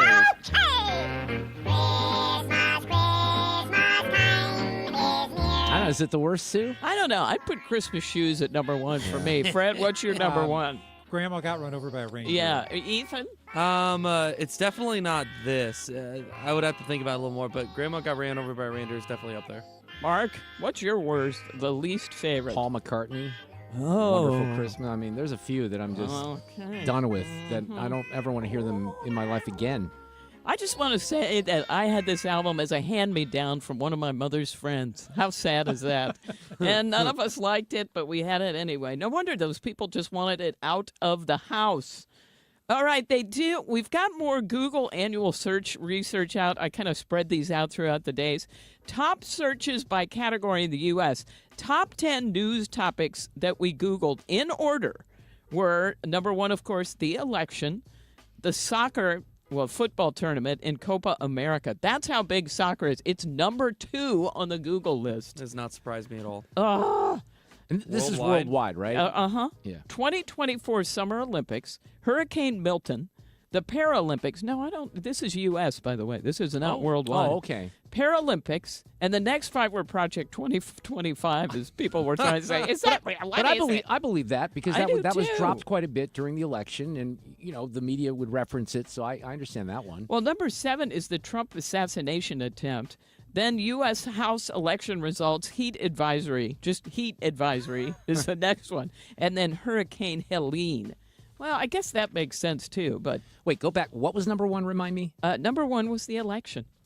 Oh, well, that makes sense, too. Yeah, what was number 2? Something caught me off guard there at the top of the list. Hang on. Number Hurricane 2. Copa America. Copa America, the soccer. But that was number 2 in Yes. this country. Well, It was the if you tournament. remember, it was here this year, Right. Yeah. which that was part of it, but also there was all of the issues down in Miami. Messi was playing down there, and they were breaking in early. It was a huge thing. It was Here's the other heavily thing. overpacked there. But here's the other thing.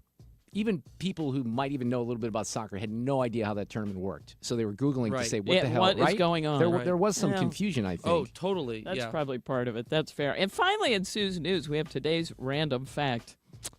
Grocery stores. Okay, is any of you here, do you buy stuff right before you check out and all that stuff like gum and whatever they've got there? Not very often. No. No? Only as a child, and the Mom, can I have a candy bar? But Right. not since, no. I one time bought a glasses kit where you're supposed to be able to screw in the screws. It was terrible. But anyway. Here's what happens to me. I'm with the 10-year-old, all right? I'm already rounding up. She's going to be 10 in the spring. And she, this is what kids do. And she grabs it and she tries to put it on the conveyor belt. Nope. No. Nope. Get veto. And then every once in a while they'll be, okay, I'll share that with you. Maybe it's like a Reese's chocolate or something like that. So occasionally I guess the answer is yes. Well, that's fair.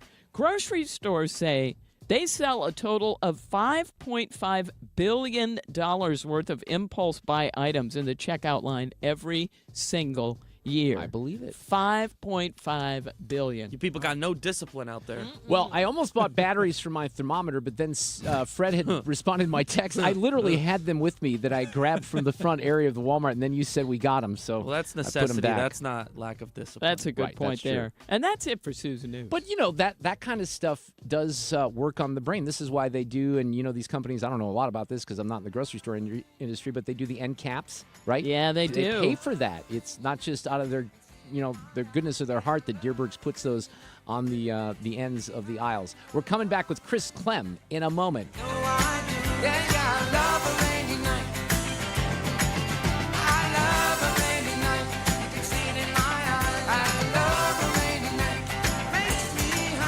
Dependable traffic on 97.1 FM Talk. We've got some volume out there on westbound 70, a little bit at Jennings Station past the airport, and again approaching K and Wentzville. Wentzville? Yeah. Now, 6440 westbound is lined up. It's approaching Kings Highway out through McCausland. A little bit slow, just passing Lindbergh. But eastbound has some moderate volume approaching Lindbergh through Big Bend. And there's some moderate volume headed for the Poplar Street Bridge. It's not terrible. And out west, we've got some volume at Highway N. Now, southbound 270, slow pockets Page down through Doherty Ferry. In fact, now that's stretching down toward Gravois. And on the Cordell and Cordell domestic litigation firm cameras, it's showing some volume southbound 55 in pockets south of Arsenal down through Rivas Barracks. And also in the Peevely area, just a little bit of volume. Also on the Illinois side, northbound 255 slowing at 157. where we've got road work. I'm Sue Thomas, and that's traffic on 97.1 FM Talk. All right, I'm going to try to guide you into some great legal help here in St. Louis, and that is the law offices of Susan L. Ward, LLC.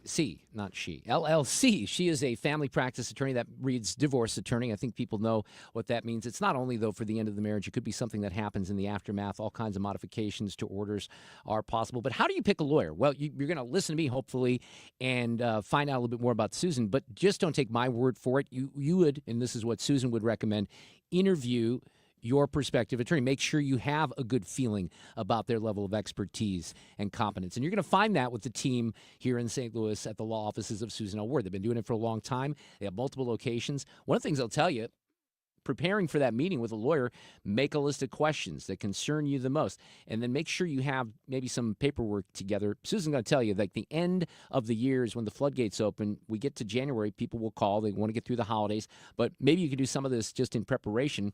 Financial statements, income tax returns, bank statements, cancel checks, all those things you need probably to sit down with Susan and her team. You can find out all the information that you need and more by going to the website at stlfamilylaw.com. 314-783-9400 is the phone number. The focus on family law, the emphasis on you, Susan L. Ward. Their sound shaped music for generations to come. Toto live with Men at Work and Christopher Cross. One special night with hit after hit. August 5th, Hollywood Casino Amphitheater. On sale Friday, 10 a.m. at LiveNation.com. Don't miss Toto Live with Men at Work and Christopher Cross. Oh, that is going to be a great show. And we have Steve Lukather from Toto. He's the lead guitarist on the show tomorrow in the 5 o'clock hour. We all hear the radio ads about the IRS. They tell you to be afraid, to be scared, and they try to frighten you into calling. I'm not here to do that. Tax Relief Advocates is different. TRA is here to tell you that if you owe money to the IRS, whether it's $5,000, $50,000, or $500,000, we have a solution. It doesn't matter if you're sitting in your car, at work, or with your kids. No matter where you are, call now. 800-699-1059. Don't lose hope. TRA can eliminate or reduce what you owe to the IRS. Generous programs are now available that can give you a fresh start. Our passion is taxes and helping individuals fix their IRS problems. We have over 1,000 5-star reviews on Google and an A+ with the Better Business Bureau. You don't need to be afraid of the IRS any longer. End your tax nightmare today by visiting us online at TRA.com or call 800-699-1059. That's 800-699-1059. Tax Relief Advocates. Real solutions for real people. The TR Hughes Homes for the Holidays display and inventory sale is going on now through the rest of the year. Hi, I'm Jason Hughes with TR Hughes Homes, and we have several quick move homes ready for immediate move-in. Save up to $50,000 on a brand new move-in ready home in one of our 4 beautiful communities. Come see why TR Hughes is St. Charles and now Warren County's premier home builder. Move-in ready, up to $50,000 in savings just in time for the holidays. Visit trhughes.com for details. That's trhughes.com. It's time for a $98 furnace tune-up. It's 4:31, and this portion of the show is sponsored by Jerry Kelly Heating and Air. If you use a smart speaker, you can listen to 97.1 easier than ever. Just tell it to play 97.1 FM Talk. Or download the Odyssey app for your phone and stream the station whenever, wherever. You're listening to The Mark Reardon Show on 97.1 FM Talk.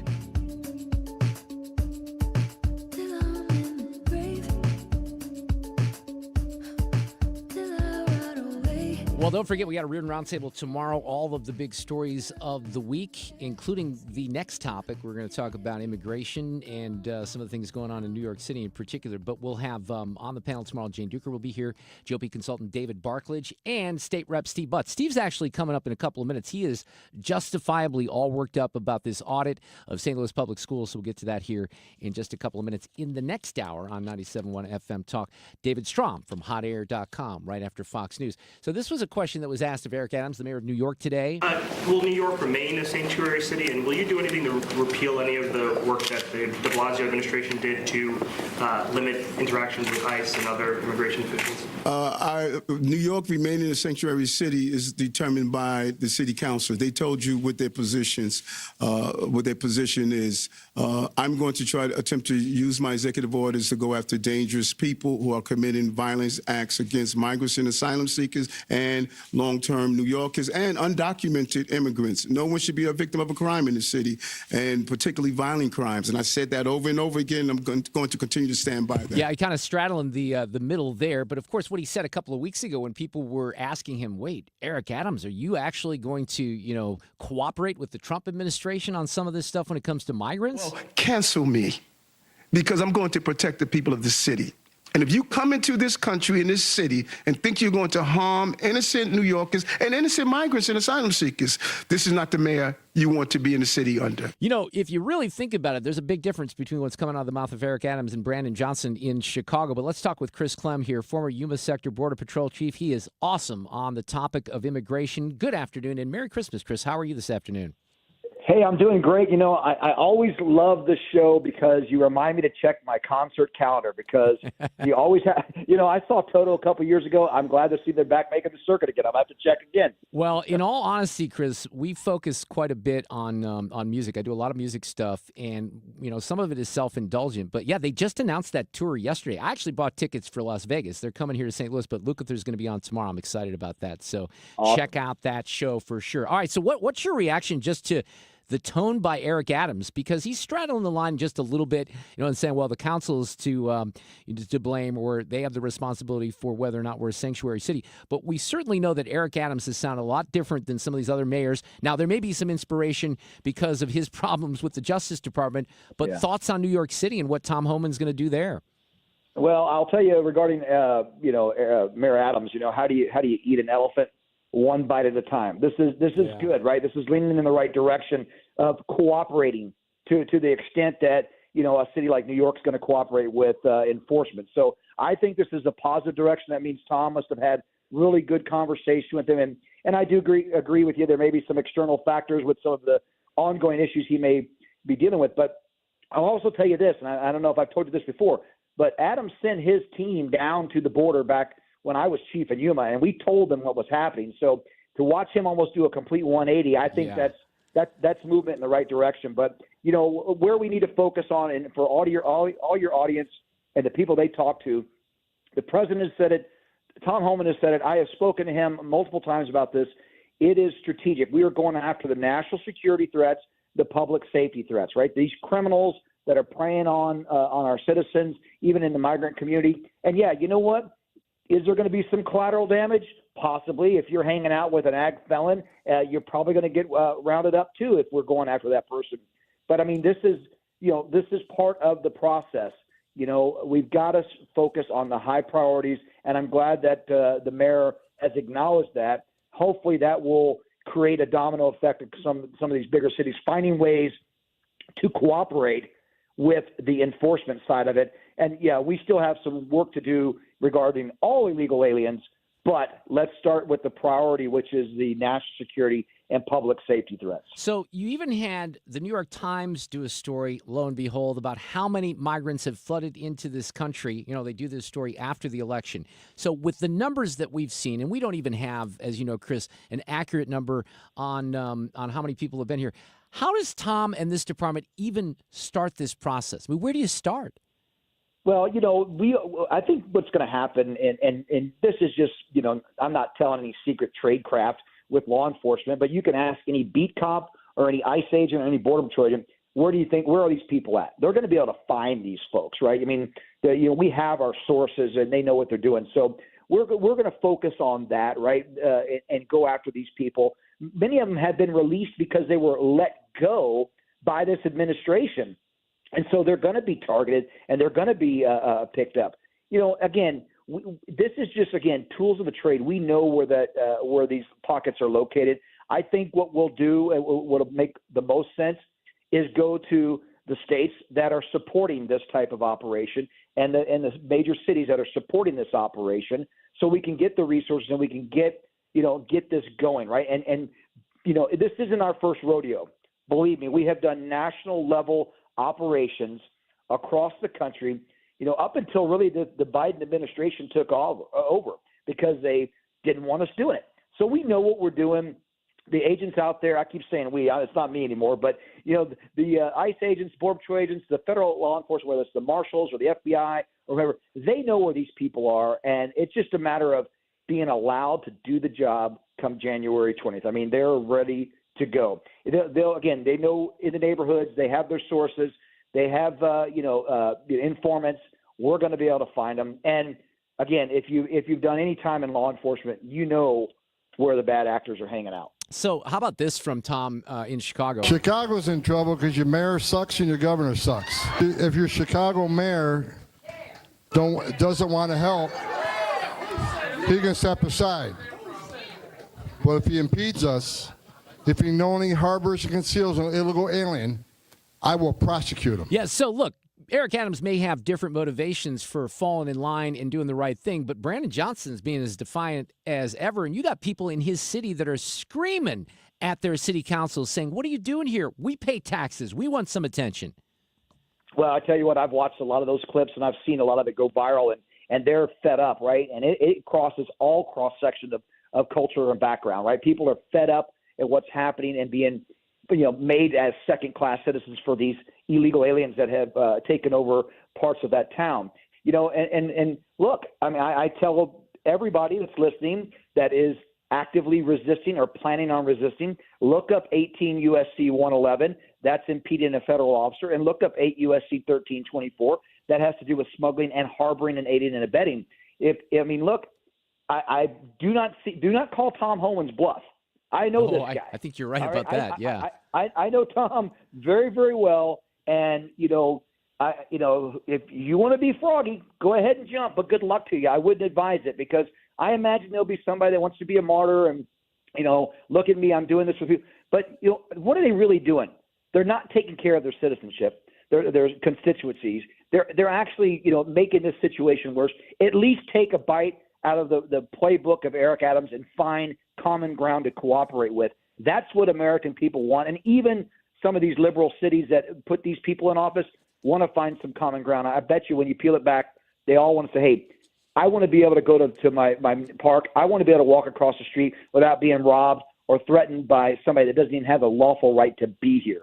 So, yeah, I think Tom's statement about Chicago's in trouble is pretty accurate. It's sad because what a wonderful city that's being misled by between mayor. that and crime, yeah, it's a disaster up there. Former Border Patrol agent Chris Clem is here. So let me ask this question because this has become a little controversial in the Trump circles. He goes on Meet the Press, says he's open, the former president, the incoming president, to doing something about the Dreamers. Do you have an opinion about the Dreamers? These are people that were brought to this country as kids by their parents who are here, many in universities, many in jobs right now. Any thoughts on that, Chris?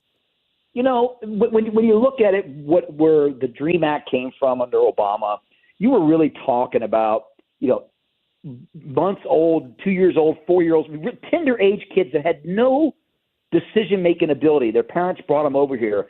And for all intents and purposes, this has been normalized for them, right?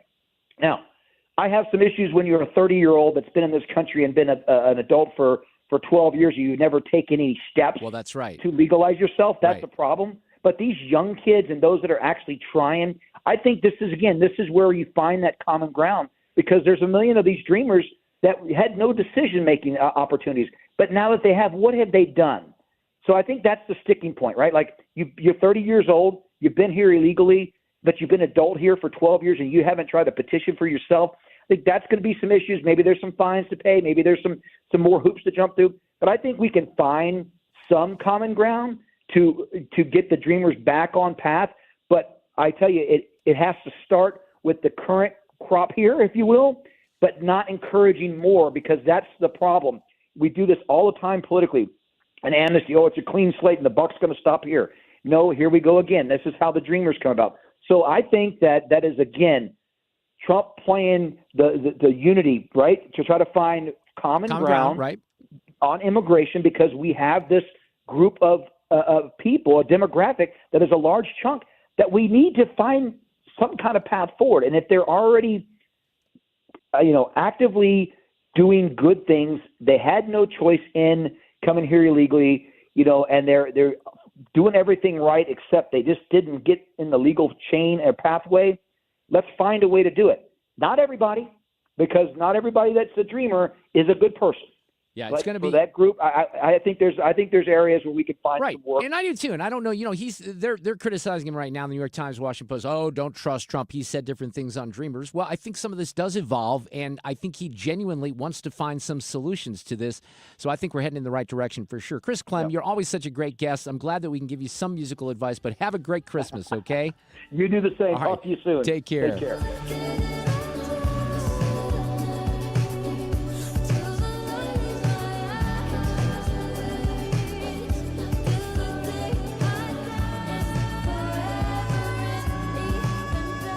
Dependable traffic on 97.1 FM Talk.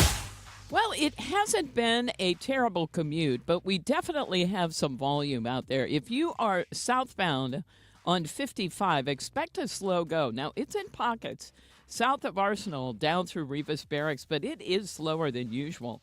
And we now have a jam as you approach Highway Z. It's actually just south of Z. We've got a real solid parking lot jam almost to Main Street. So southbound 55, not a lot of fun down south. Now westbound 6440 out of downtown, it's mainly the usual volume, and that is approaching Kings Highway all the way out through McCausland. Eastbound slowing at the inner belt. It's also slowing eastbound headed for Lindbergh. We've got out west just moderate volume on 70 and 64 at Lake St. Louis Boulevard. Southbound 270, pretty heavy and slow between Page and Ladue Road, then some moderate volume in pockets down through Gravois. If you are headed into Illinois, there's some moderate volume approaching and crossing the Poplar Street Bridge, and 44 westbound is slow right there in front of the Arch. This report is brought to you by GL International Realty. Planning to sell your home? Work with the very best. Gloria Liu with Your Home Sold Guaranteed Realty will guarantee to sell your home at your price, or she will buy it. Visit GloriaHasTheBuyers.com. I'm Sue Thomas, and that's traffic on 97.1 FM Talk.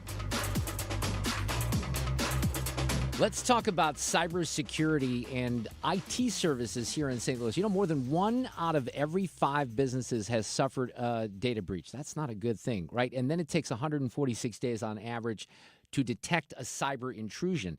You don't want to ignore that. If you're a business owner, you can't turn a blind eye to risk. ThrottleNet can help you. They're the solution to your problem. They didn't become one of St. Louis's top outsourced IT management and security solution providers overnight. They've been doing it for a long, long time. They have the depth, the knowledge, the resources, and the experience, and they have a great website that can walk you through all of this. And one of the things that we always like to mention, too, is that George and the team, they don't make you sign a contract, so you can leave at any time. So if you're in another situation right now, you want to give ThrottleNet a try. It's real easy to do. Just get online, go to throttlenet.com, invite George over. He'll even bring lunch and dazzle you with his knowledge and expertise and convince you to try ThrottleNet. Go to throttlenet.com today, or go to throttlenet.com/971 for a tour of the dark web. ThrottleNet. Greg Hammonds at greghammonds.com wants to remind you that if you pay for your own health insurance, open enrollment ends January 15th. If you are looking for coverage, do not go online looking for quotes. You'll get endless calls from call centers, and they will not stop. Instead, call Greg, an expert with over 40 years' experience, and he can provide sound advice for your health insurance needs. Their plans, if you qualify, let you pick your doctors, and it's 30 to 60% lower cost than Obamacare. The monthly premiums are independent of your income, so there will be no surprise tax bills. If you pay for your own health insurance, own a small business, you're uninsured, you're on COBRA, or your employer coverage is just too expensive, call Greg at 314-794-7784. That's 314-794-7784. Or go to greghammonds.com. That's greghammonds.com. They will custom design a plan managed by you, not the government. In Missouri, farming isn't just a profession, it's a purpose. You can feel it in our 27 million acres of farmland You can see it in the nearly 41,000 Missourians who work in agriculture. You can hear it at our farmers markets. You can count it in the $93.7 billion it brings our state. And you can taste it at your family's dinner table. A lot of farmers in our state rely on Bayer's tools and inventions because Bayer has a purpose too. To help farmers thrive. Learn more at go.bayer.com/purpose. Paid for by Bayer. Americans love using their credit cards, the most secure and hassle-free way to pay. But D.C. politicians want to change that with the Durbin-Marshall credit card bill. This bill lets corporate megastores pick how your credit card is processed, allowing them to use untested payment networks that jeopardize your data security and rewards. Corporate megastores will make more money, and you pay the price. Tell Congress to guard your card, because Americans lose when politicians choose. Learn more at guardyourcard.com. Paid for by the Electronic Payments Coalition. The Mark Cox Morning Show. Dad Martin. President Trump, he has said to us, I want those to succeed. We're working hand in glove with Elon, coming up with things that can make the government more efficient and make the country better. The Mark Cox Morning Show. On St. Louis's home for conservative talk.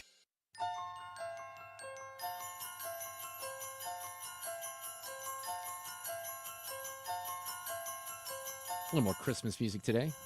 Nice. Father Christmas, the Kinks.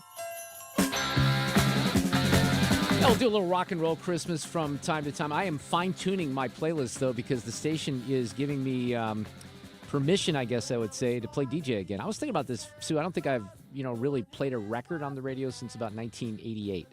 Because Wow. I started doing news and, like morning show sidekick on a music station. So I'm looking forward. I've got probably 13 or 14 songs picked out for the 5 o'clock hour on Christmas Eve. And we'll take you into Christmas. You'll be here that day, right? I will. Because you're going to be gone tomorrow and next week. But back Christmas week, and I'll be here for the Monday before Christmas and Christmas Eve. Tomorrow, of course, we have a Reardon Roundtable. One of the participants are our friend Steve Butz, who is a state representative, who's also on the phone with us right now to highlight one of the stories that we're going to discuss tomorrow. Hello, Steve. How are you? Mark, Sue, I'm doing great. Just driving back on Highway 40, and nothing says Merry Christmas like the Kinks. You did say farty there, didn't you? Just to make sure. A little bit. I think I heard a little highway did. fart. Yeah. Okay. A little It's farty. okay. It's, Yeah, it's okay. appropriate. Yeah, South City guy, whatever. We're going to talk about this St. Louis Public Schools audit, which I even read more things today about the credit card usage, which has exploded. But you're on top of this, and this is outrageous. And I don't know where the end game is here, but you have more and more things that are revealed with this superintendent that came in and wasn't even there a year.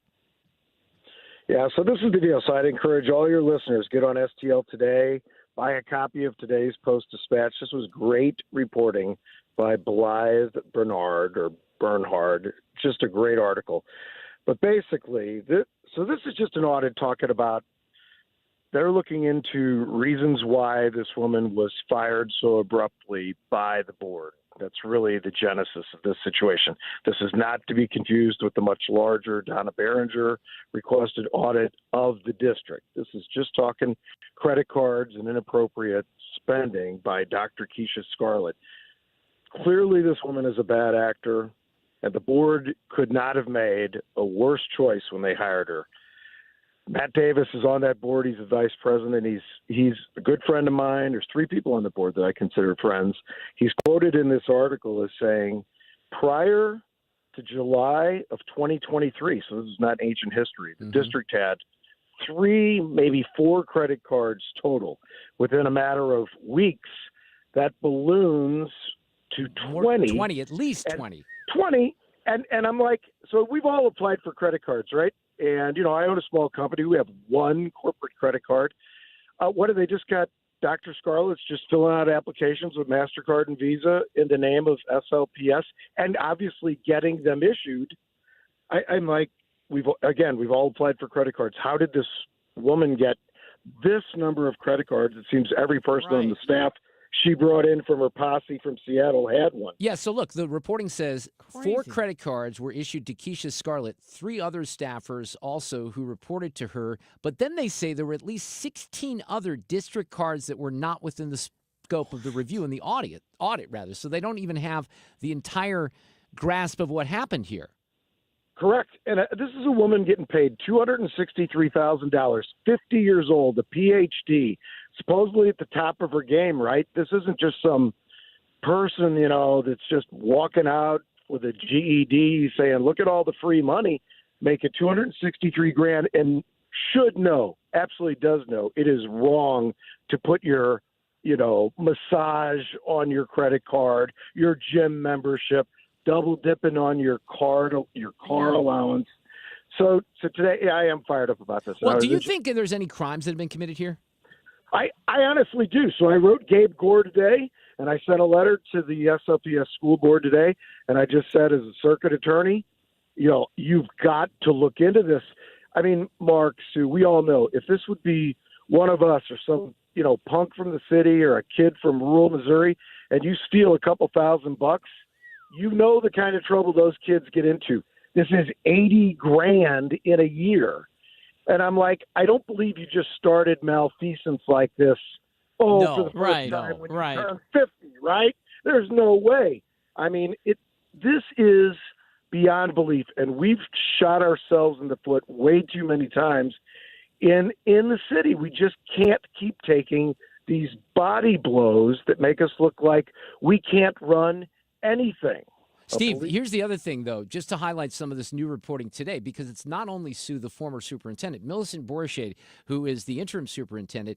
They say, she was also brought here from Seattle. In October of last year, she approved her own expense report showing $11,500 on hotel rooms for 13 SLPS family and community specialists at a conference in Kansas City. 13 people. Then this is my favorite. She spent 15 days. Okay, Steve, let's get the ROI on this. 15 days in Japan at a cost of $11,000 to attend a conference for school and superintendents association. Are you kidding me? I did read it, and I'm like, what are the school superintendents? I mean, it's not like this is private, corporations spending profits or people using their own money. This is public dollars going to Tokyo for I'm like, you've got to be kidding me. I mean, they meant to say that the conference was in Des Moines, right? No, it was in Tokyo. It was in Tokyo. Yeah. You got. Mark, you probably have an expense account. Once in a while, you got to turn in some lunches or something. Do you get to approve your own expense account? Well, you're confusing radio with something that doesn't happen. But yes, no, I do not get to. In the day and age where I did have some expenses, no, of course not. No. Here's another one. This is a favorite.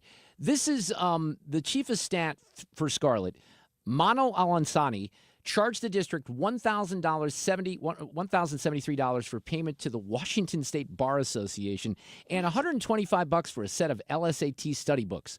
Are you kidding me? Yep. So Are you kidding me? Wow. What kind of people are we attracting here? How's this guy obviously going to study to be an attorney? He's already stealing the money to pay for his bar exam from a school district filled with poor kids. It's just it's ridiculous. Pitiful. Look, we're living in the twilight zone. Hold your thoughts on the anger and on that, because we're going to talk about it more tomorrow, and maybe we'll get some more answers. All right, good. Steve, we'll see you in less than 24. Okay, guys. State Rep Steve Butz, he's on the roundtable tomorrow. That will be a big topic.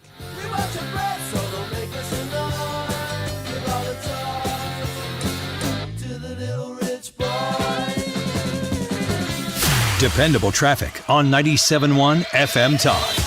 On the roads, we've got volume out there tonight. If you are southbound on 55, expect a slow go, and it's a little worse than usual. A slow pocket south of Arsenal down through Rivas Barracks, but northbound is slowing as well, and that just happens to be near Weber Road. And if you're headed into Illinois, there is some moderate volume eastbound on the bridge.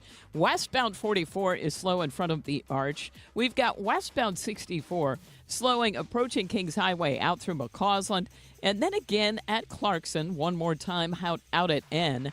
Westbound 70, there is some moderate volume by Jennings Station Road, and then it's kind of slow past the airport. Just that same moderate volume. And then out west, it's slowing at Highway K and at A. Southbound 270, those slow pockets from Page down through Gravois. Well, we also have westbound 44 slowing at 270, and southbound 141 jams headed for 44. This report is brought to you by GHR Contracting. I'm Sue Thomas, and that's traffic on 97.1 FM Talk.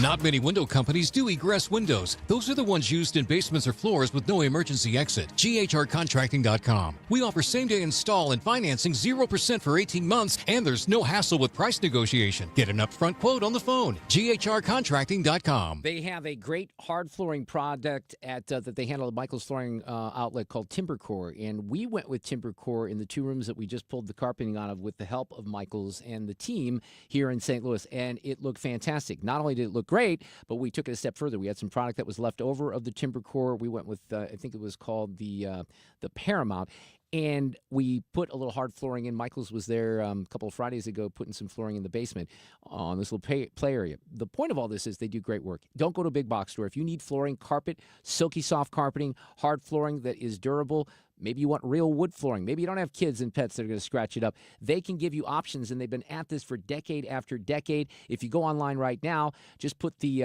code in 3 free. You can get 3 free samples. I recommend going to the store in person. If you go out to St. Peter's, Darden Prairie, or in West County on Olive, you can put your hands and eyes on these products with the help of the team from Michael's. 3 great locations, an awesome website as well. You can do everything on the website, even apply for, financing, get some inspiration, upload photos.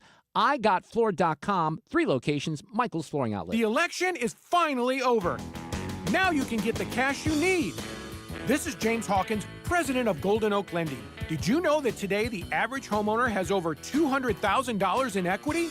Imagine what you could do with just $50,000 of that equity. Pay off your credit cards, do home improvements, or even pay off your auto loans. Golden Oak's mortgage rate is 5.25%. We have no fee to apply and no out-of-pocket costs. If you call today, you can get your cash in as little as 14 days and make no payments until next year. Don't forget our appraisal guarantee. If for any reason your loan doesn't close, we will pay for your appraisal. Call today and take advantage of our 5.25 fixed rate. But don't wait, this rate won't last forever. Call 314-567-GOLD. That's 314-567-GOLD. Golden Oak Lending, cured my blues. 6.19 APR, FHA, 15-year, 20% equity, qualified credit. Additional terms apply. NMLS 114937. If you're drowning in IRS debt and can't afford to pay, then you need to take advantage of special IRS tax programs that are available and free yourself from IRS collection efforts once and for all. Due to the financial hardship consumers are facing throughout the country, the Internal Revenue Service has made it easier to settle delinquent tax problems. An open phone line has been established by Community Tax for consumers to call and see if they qualify. Take down this number or store it in your cell phone, but call the Community Tax Helpline at 800-254-4574. If you owe back taxes to the IRS and cannot afford to pay them back, or even if you have years of unfiled tax returns, there's no need to fear anymore. But you have to call the Community Tax Helpline today at 800-254-4574 for the help that you need. Don't take on the IRS alone. They can attack your wages, savings, pension, home, and even your Social Security check. Call 800-254-4574 for your free consultation and to see if you qualify. That's 800-254-4574. KFTK FM Florissant. From the Under Law Injury Lawyers, GetJim.com studio. That's GetJim.com. 97.1 FM Talk. Always live on the free Odyssey app. They're on the same page. I'm Lisa Lacera, Fox News. That's what New York City Mayor Eric Adams says after meeting with incoming border czar Tom Homan. The two discussed how the city handles migrants. Mayor Adams says immigrants who give back to the city are welcome, but migrants who commit crimes will not find New York to be a safe haven. We don't do it for those who are citizens, and we're not going to do it for those who are undocumented. Mayor Adams says his talk with Homan did not go deep into Trump administration plans for mass deportation. But as for any rules that could make the NYPD support that effort, we need to unravel them and get clarity on what we could do and what we can't do. As for whether New York City will remain a sanctuary city, Mayor Adams says that's a decision left to the city council. Fox's Gernal Scott in New York City. President Biden has commuted the sentences of about 1,500 people who were released during the pandemic and pardoned 39 others who were convicted of nonviolent crimes. The Americans Veterans receiving relief today include a decorated military veteran, a nurse who has led response for a number of natural disasters, and an addiction counselor who volunteers his time to help young people. White House Press Secretary Karine Jean-Pierre, President Biden is reportedly considering whether to issue preemptive pardons to those who investigated Donald Trump's attempts to overturn the 2020 election. No FBI employees were undercover during the Capitol riot and other protests in Washington on January 6, 2021. That's the finding of the Justice Department's Office of Inspector General, though 24 confidential informants were in the district and 3 entered the Capitol or other restricted spaces. The report also said the FBI should have done more to collect intelligence before the riot. America is listening to Fox News.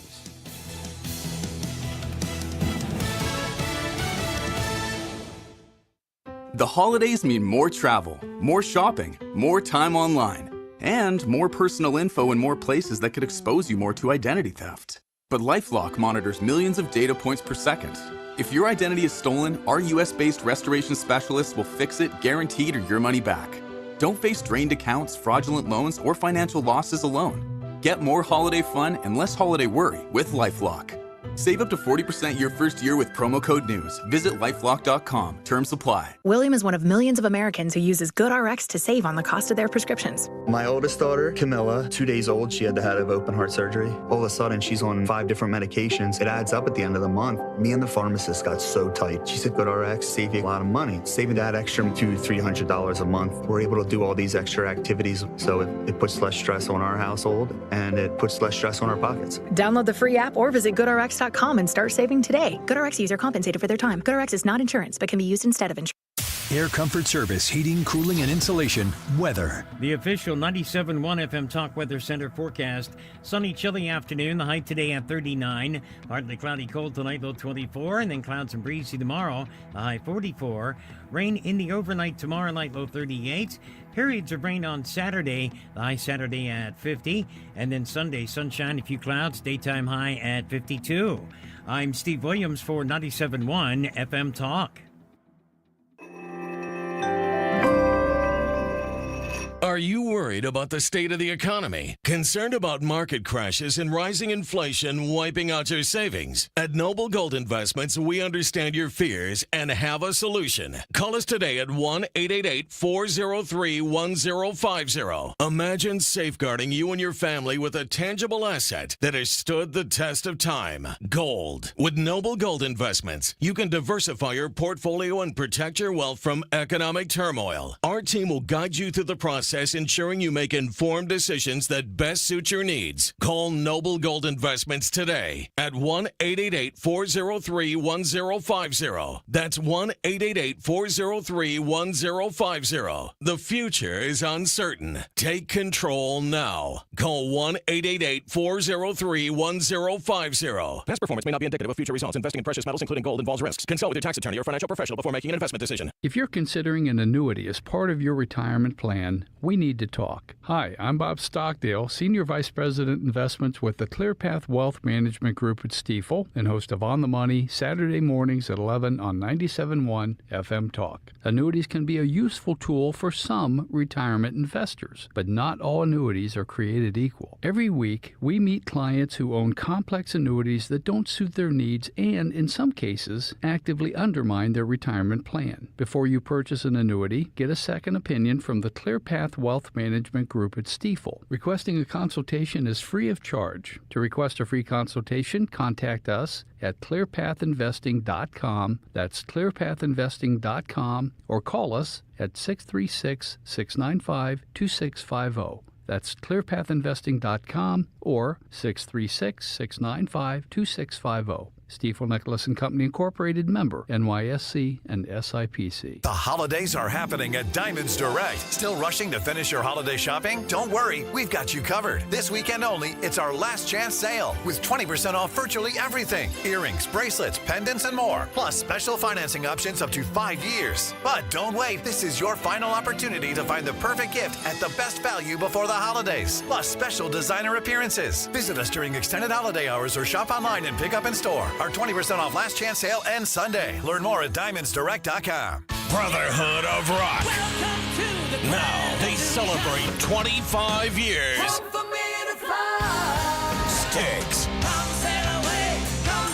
Kevin Cronin, former lead singer of REO Speedwagon. Special guest Don Felder, formerly of the Eagles. Friday, August 22nd, Hollywood Casino Amphitheater. Tickets on sale Friday at 10 a.m. at LiveNation.com. Sticks. Kevin Cronin, Don Felder, Brotherhood of Rock. A lot of people, when they come in, they'll say, this is my last hope. The next step is getting them in the right arch supports. Our goal is to have that long-term change for them, to see someone that is in pain. I change things for them. See how we can help you with a free fitting at the Good Feet store. For details and a list of all station contest rules, visit www.971talk.com/rules. Hi, this is Hans von Spakowski, and I'm a senior legal fellow at the Heritage Foundation. When I was a kid, I and my friends would actually go to our neighbors' houses and sing Christmas carols, and I wish more people were still doing that today. This hour of the Mark Reardon Show is sponsored by Gamma Tree Experts. Your trees deserve the best care. Call Gamma Tree Experts. Follow Mark on Twitter at Mark Reardon KFTK and Instagram at Mark Talk. This is the Mark Reardon Show.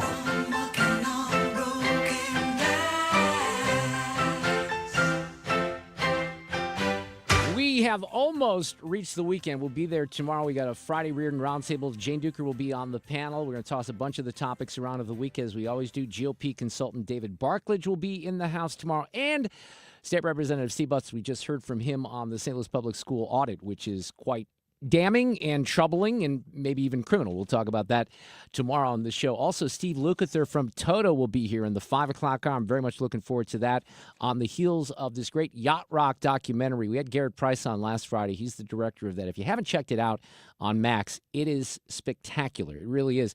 And it's hard for me to believe that that timing of the Toto concert announcement with Christopher Cross and Men at Work yesterday wasn't on purpose, because the documentary has taken off so much. But we'll talk with Steve about that, Steve Lukather, tomorrow here on 97.1 FM Talk. Right now we have David Strom, associate editor of HotAir.com, back with us on a Thursday evening from Minneapolis, Minnesota, where it's probably colder than St. Louis, Missouri. David, how are you?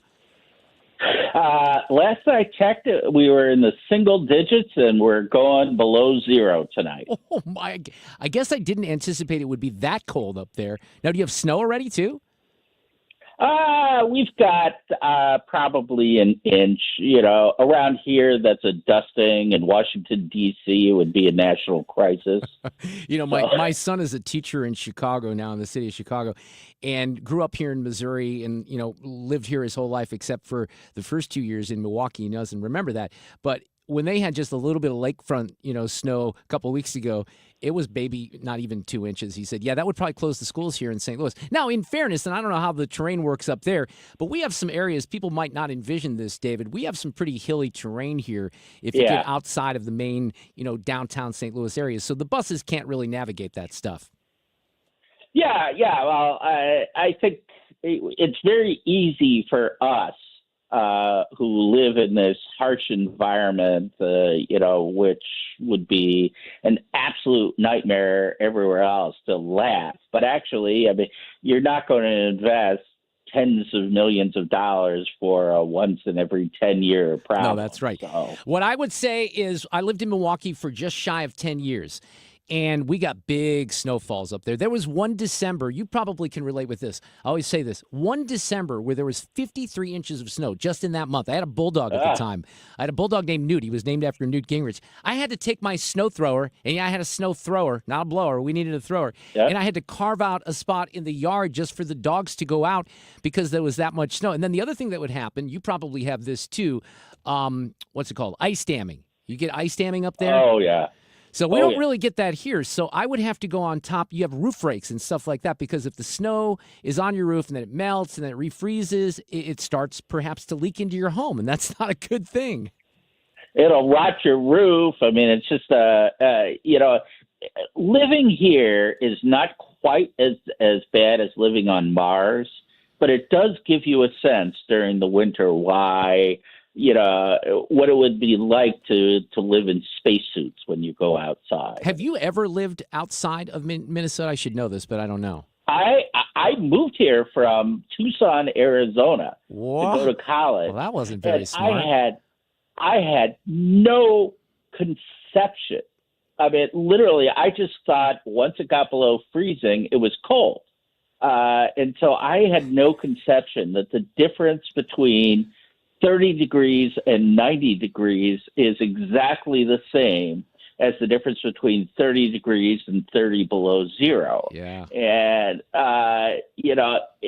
it's just shocking. I mean, that first winter, I had canvas tennis shoes, and it's a miracle I didn't get frostbite. Oh. Well, you do have a lovely city, and I will say that. And the one thing I always said about Wisconsin and Milwaukee is I didn't really mind the winter. You know, the winter is the winter, right? You deal with it. But, man, what I didn't like is up there, because I lived along the lake, it was March, April, May, maybe even part of June. It was still cold, and that kind of drove me crazy. I actually worked on a campaign in 1996, and I moved to central Minnesota to help the candidate. And so I'm driving around in June, and there were lakes that still had ice on them. Oh, that's not good. Yeah. That ought to tell you something right there. Okay. Well, Godspeed. That's what I'd say, David Strom. Let's talk about some of these issues. This was rather surprising to me. Let's talk drones. I talked about it a little bit earlier.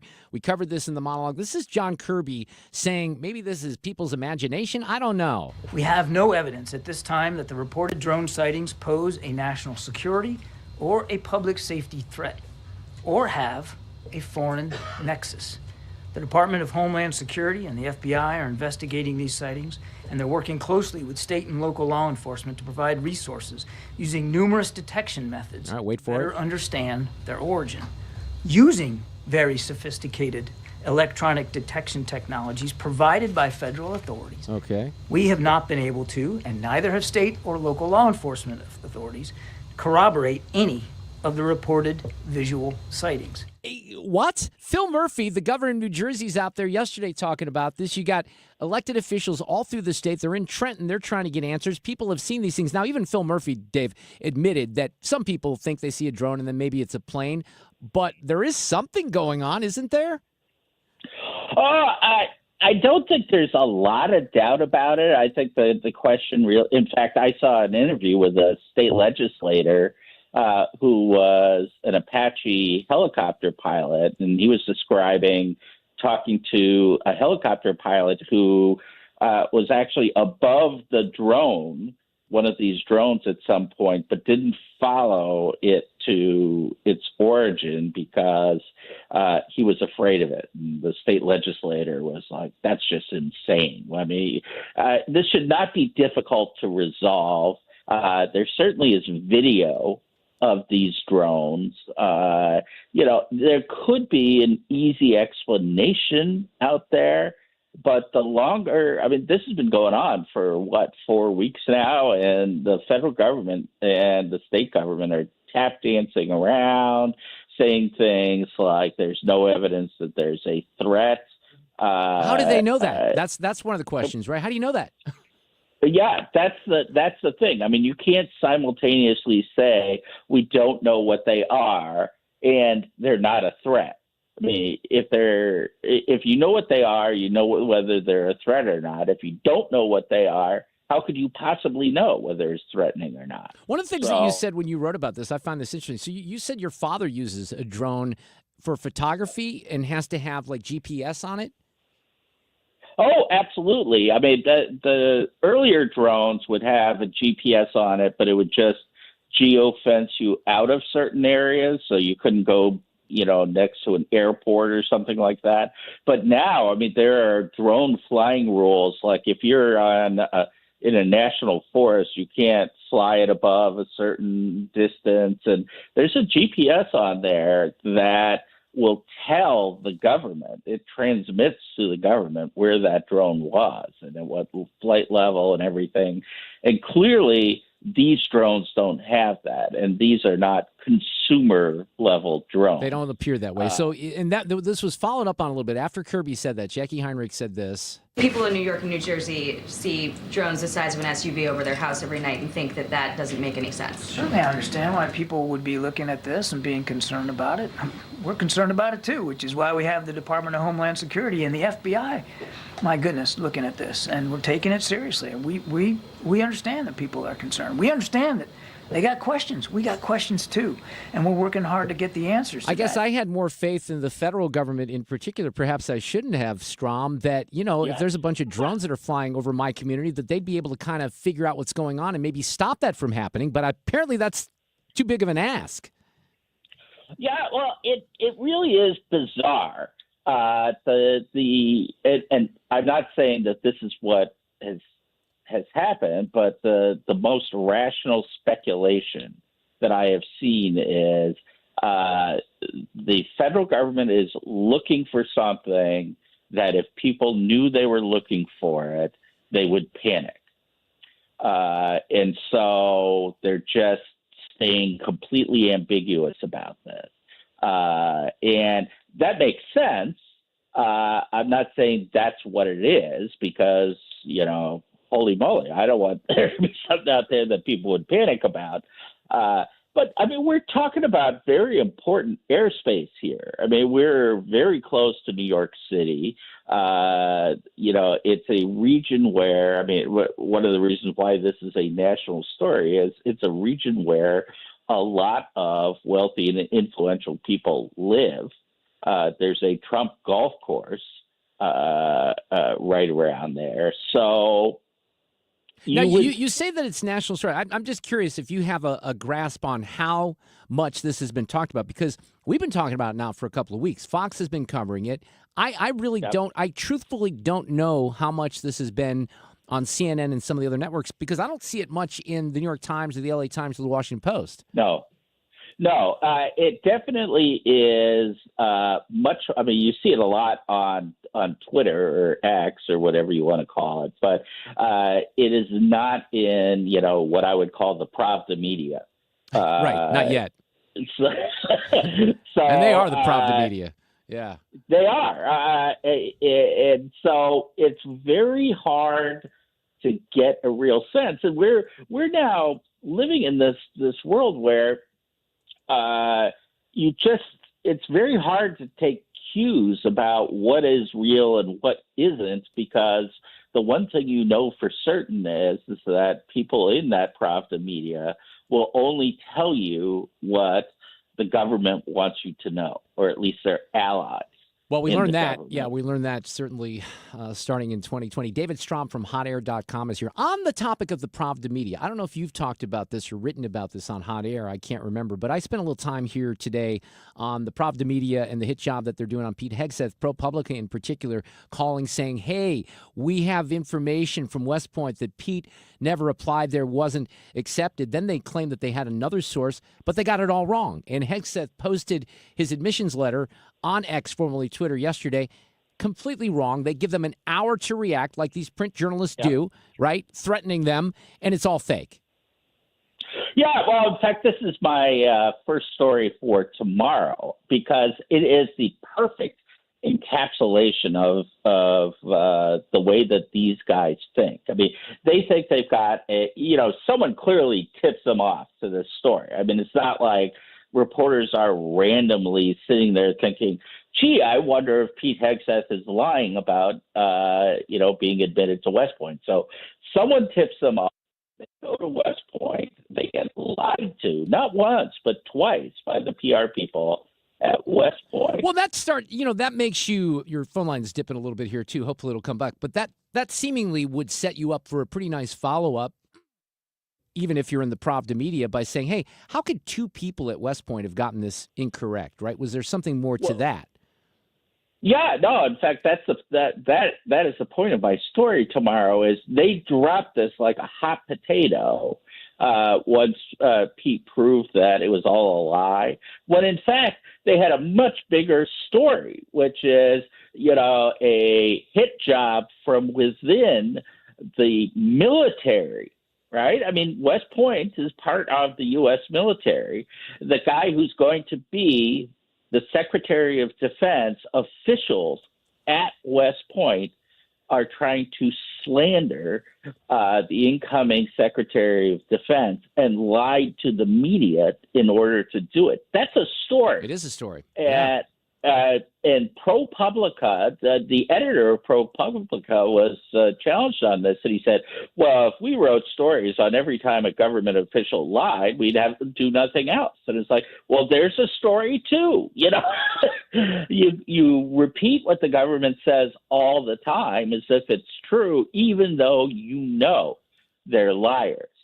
You ought to be telling the American people that. But instead, all they're interested in is carrying the water for the people in, at least their people, their allies in the government. And they don't mind being lied to. In fact, I think they want to be lied to if they don't get caught. Well, look, this is a story, the whole deal with ProPublica, that's not being written about in the Washington Post either, or the New York Times. And it's a legitimate story. And here you have the Daily Caller involved in here and exposing this. And then you had the Daily Wire a couple of weeks ago breaking the story about the FEMA worker in North Carolina. You got great outlets like hotair.com calling this stuff out. But the Pravda media doesn't want to cover these stories at all, even in the aftermath.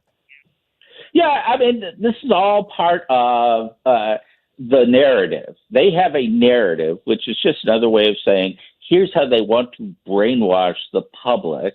You know, this is what they want the public to believe. And, you know, it's very frustrating for people who follow all this stuff very closely, you know, where we're tempted to look at people and say, don't you see they're liars? But of course, most people don't. They don't spend all their time combing through all this stuff.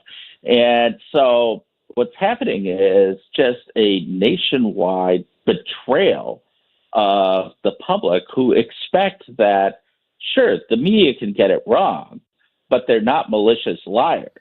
When in fact, they are now just a bunch of malicious liars. They are the Pravda for, you know, the elite in America. They will tell you what they want you to know, and they'll bury stories if they're inconvenient.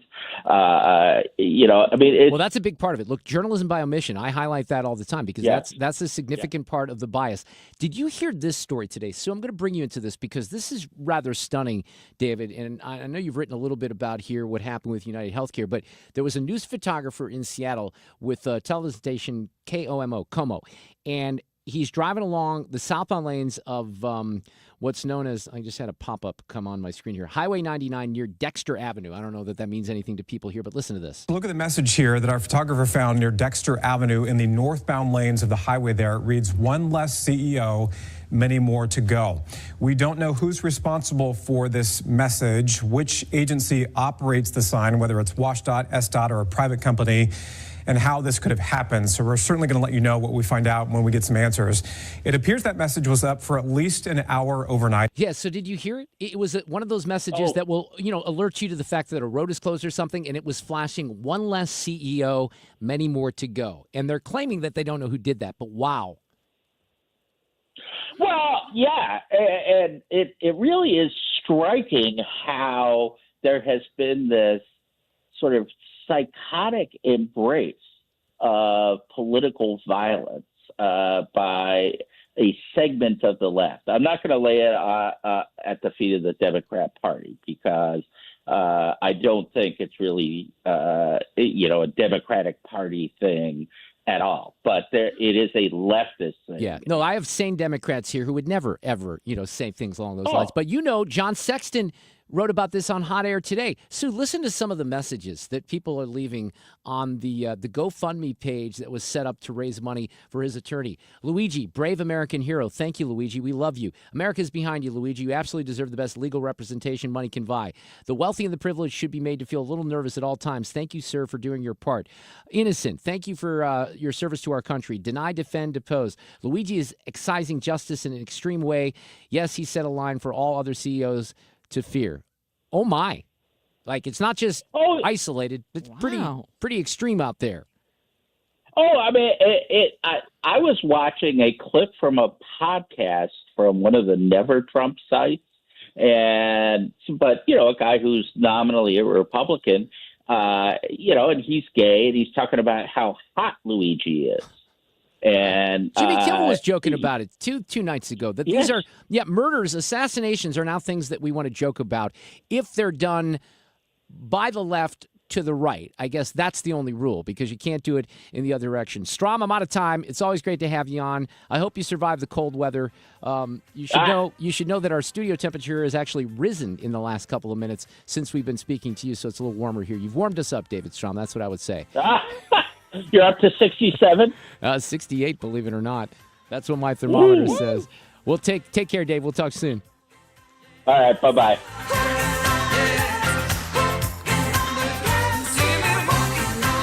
Dependable traffic on 97.1 FM Talk. We've got volume on westbound 6440. Not unusual, of course, at this hour, but it's lined up approaching Kings Highway out past McCausland, slowing again at Lindbergh, and one more time out at Lake St. Louis Boulevard. Now, eastbound traffic, there's some volume at Clarkson, and then in pockets from 270 through Big Bend. What looks good is as you head for the Poplar Street Bridge, really no delays there. Westbound 44, though, is slow in the depressed section in front of the arch. Southbound 170, slow pockets approaching Olive, and that goes down through 64. Southbound 270, most of the volume there is between Page and this is pockets, but it's down through 21. 70 westbound slowing at Jennings Station. We've got moderate volume eastbound in that same area. It's also slowing at 270 if you are eastbound. I'm Sue Thomas with traffic on 97.1 FM Talk.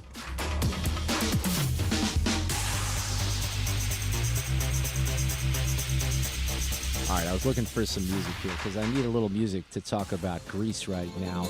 Mike Kenny was on a couple of nights ago from Defined Destinations. He's a friend. I traveled with him in 2011 for the first time when he was with another company. And he blew the group that I was with away. We were in Italy, went to Florence and Rome and Verona. It was a wonderful trip, but Mike made it extra special. And he's going to do that for us in Greece as well. We went to Barcelona and Madrid a year and a half ago with Defined Destinations. This is going to be a spectacular trip. We leave from St. Louis on April 27th. That's a Sunday. We come back on May 7th, which is a Wednesday. We only have 2 more cabins left unless Mike can, spring for a couple others. We might be able to get extras, but we're really filling up on this trip. The cruise ship that we're on after we spend a couple of days in Athens only has 197 passengers total. So this is not a big cruise ship. It's really, really intimate. It's going to be fantastic. Get signed up today at defineddestinations.com or at the top of my Twitter page, at Mark Reardon KFTK. All the details to the trip. Come to Greece with us in 2025. This is Lance Story with the Lance Story Law all of our Firm. kids make lists and everything and visit with Santa. And I happen to be really good friends with Santa. It's like we're the same people. So every once in a while, when he's got some free time, which he did, we're cool. So he always makes it a point to stop in and have an adult beverage with me. I was talking to him about, do you ever have requests for a homeowner wanting a furnace or an air conditioner? He said he does. And I said, so what do you deliver on that? Because I'm your best bud and you never let me know, so I've never delivered anything or put anything together. But he said he was going to leave my number and my card. If you don't find it, here's what's on my card. Bart Inman. One easy number in Missouri and Illinois. It's 314-293-2600 or bartinman.com.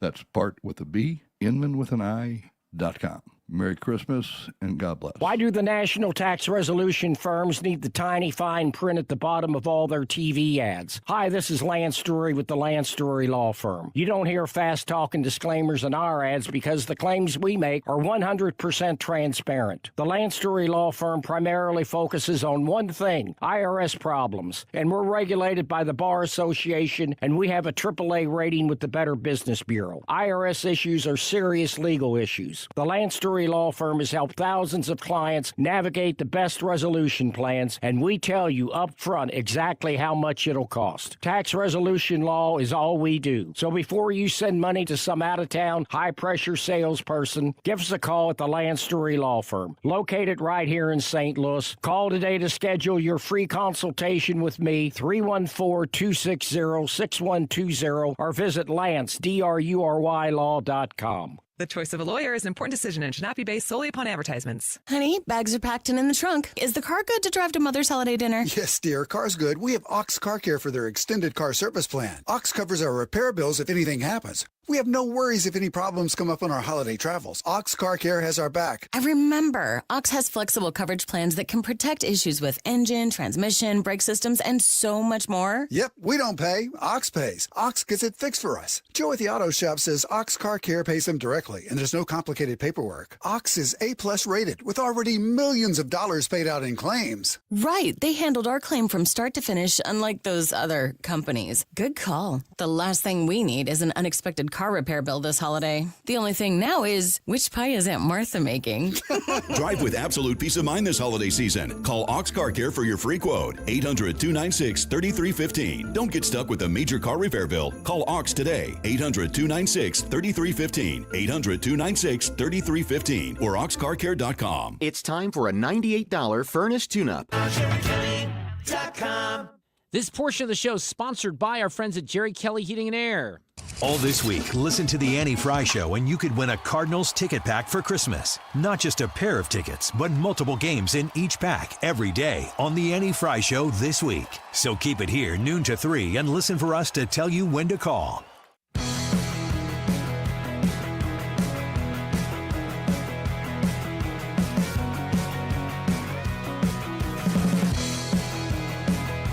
So I have breaking news. The temperature in the studio, which started at 66 degrees, is now up to 70 degrees. Even though we've complained about this every day for the last, I don't know how long, and then I sent something to Tricia, and she, because I got my room thermometer today, if you missed the beginning of the show. Yeah. So this is a human rights crusade at this point for the Mark Reardon Show. It really is. No, it's really uncomfortable. See, look what it says. So just the real life example here. Here's what happened. And I know that this is the most important thing on the listeners' minds right now. That's why I'm addressing it. But we were talking about it, and I took a picture of the thermometer, and I sent it to Tricia, and she goes, okay, I'll talk to the building. So about 15 minutes ago, maybe not even that much, you can smell the furnace when it kicks on. You can smell it. Okay, you know why we can smell it? Because it hasn't been on in so long. It's got to burn off the stuff.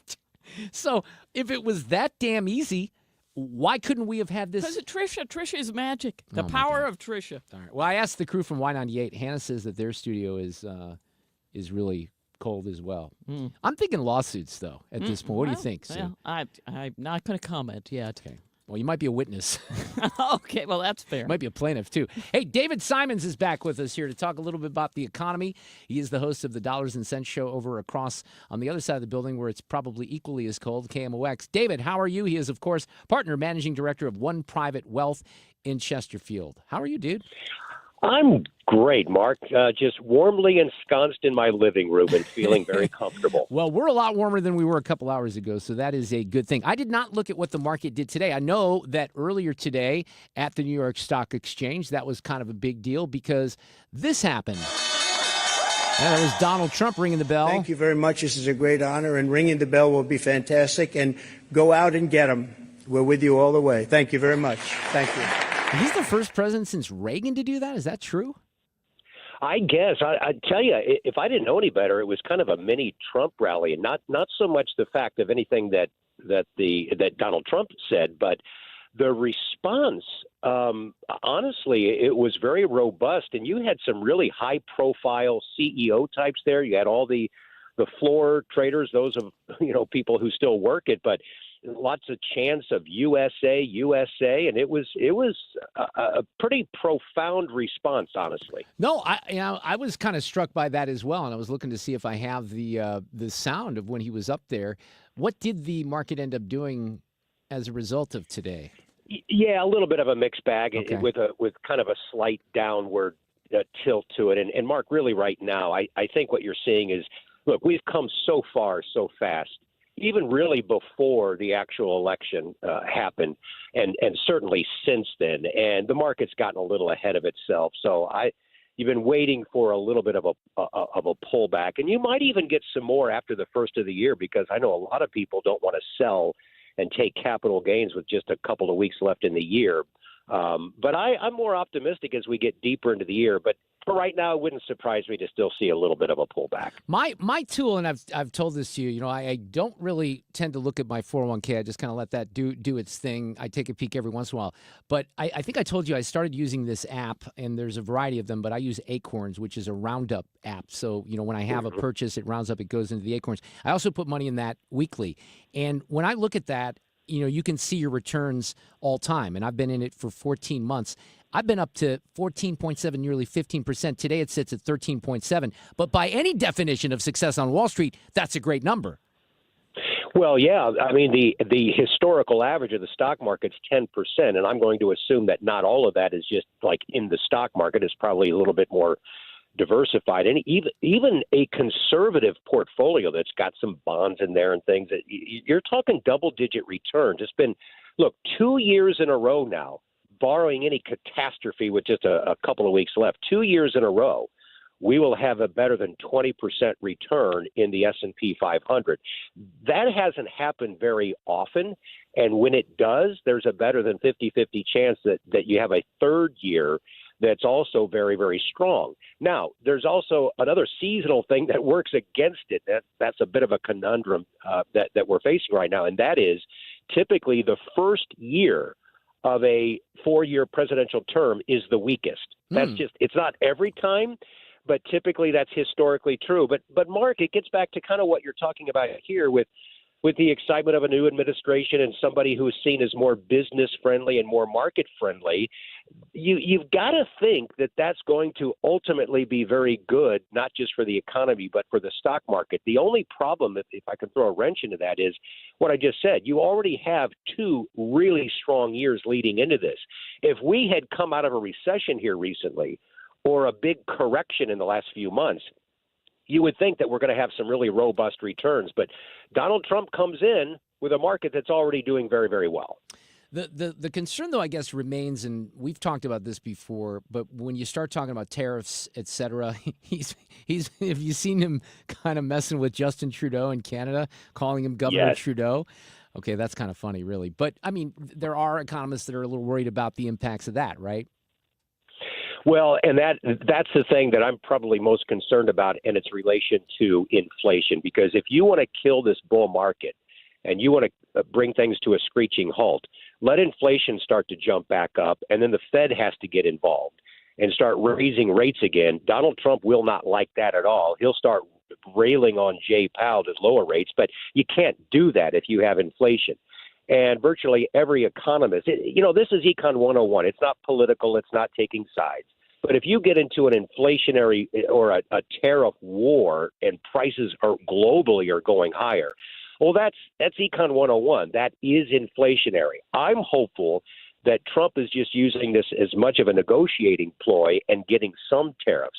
Because if he gets everything that he wants, that he says publicly, that's inflationary, and that's the concern I would have. Yeah, and I think that that's a legitimate concern, and I do think that that's essentially what he's going for, is a bit of incentive to make some changes before he has to put the hammer down. The thing that makes me nervous is, I don't know how you react to this, and I'd have to go back a year to see what the forecasts were for 2024, but it seems like every forecast, if I Google and I start looking at some of the financial publications, all of the forecasts for Wall Street are bullish. That kind of makes me nervous just because everyone's on the same page right now, David. Bingo. I am a contrarian by nature, and when you have every analyst on one side of the boat, I get a little concerned unless all the analysts are bearish, and they were heading into 23, and they were wrong. They were a little bit more neutral heading into 24. Virtually nobody, outside of a couple people I follow, thought this would be another strong year. And now all of a sudden, hey, we should raise our estimates for 2025. And I think, okay, well, maybe I'm not saying the market's going to go way down or anything, but maybe if the market does go up, it'll be a little bit more tepid. I just want to get through 2025, Let's see what happens with the tariffs. Let's let things settle down. The valuations of the market are pretty high historically. Let's work off the excesses. And for me, I want to start looking at 26 and 27. So how do you react? Because this is another one of my my personal gauges, just because I consider myself a part-time economist. Not really, but I follow these things. So right now, Americans owe a record $1.17 trillion on their credit cards. Credit card balances rose by $24 billion in the third quarter, 8.1% higher than a year ago. It's interesting. They also say that delinquency rates improved. So that's good news. But there's a lot of debt out there right now that wasn't there 4 years ago because a lot of people had cleared the debt. That seems to be still a bit of a warning sign out there for the economy. I've really dug into that, Mark, because I have looked into this too, and I'm thinking, well, why? But the economy is still doing well. Market's at all-time highs, and yet you've got this little one-off over here to your point about this record credit card debt. At the same time, Americans also have a record amount of equity in their homes, which is a good sign that we can tap. When you dig into that a little bit, you find that it's unfortunately people that are already on the margins financially that are racking up that debt. And while that's terrible for them, it represents actually a smaller segment of society. So at this point, that's not enough to wreck this economy, but it could be a little bit of a canary in the coal mine, and it's bearing I think we should watch it as we head into 2025, but honestly, I'm not too worried right now. Well, because the reason I would be concerned is, you're right, people would pull equity out in a typical situation where mortgage rates aren't 7%. So I think a lot of people accumulate debt. They manage debt with year-end bonuses, et cetera. Or if you have an expense that comes up, you don't put it on the credit card, you refi, right? Well, that's something people are avoiding doing. And I don't know if they're kind of holding higher levels of debt, thinking we're going to be able to do this if they get to 5 or below. But these mortgage rates are not going down to the 3s. We know that. Yeah, that's not going to happen. And this, what they call the last mile of inflation, has just been really, really stubborn. And we're getting some economic data here in the last day or two that shows it ain't coming down. If anything, inflation might be ticking back up. That gets back to, Mark, that my biggest concern into 2025 is the possible reappearance of some inflation. A little bit is okay, but if we start to get that and then some much higher tariffs than economists are thinking about actually do take place, we got some issues next year. Yeah, that's a bad combination. You can't ignore it. That would be a bad combination. Yeah. David Simons, if we don't speak, have a great Christmas and Happy New Year. We'll have you back. Hopefully good things in 2025. You do the same, Mark. Appreciate it. We'll talk again soon.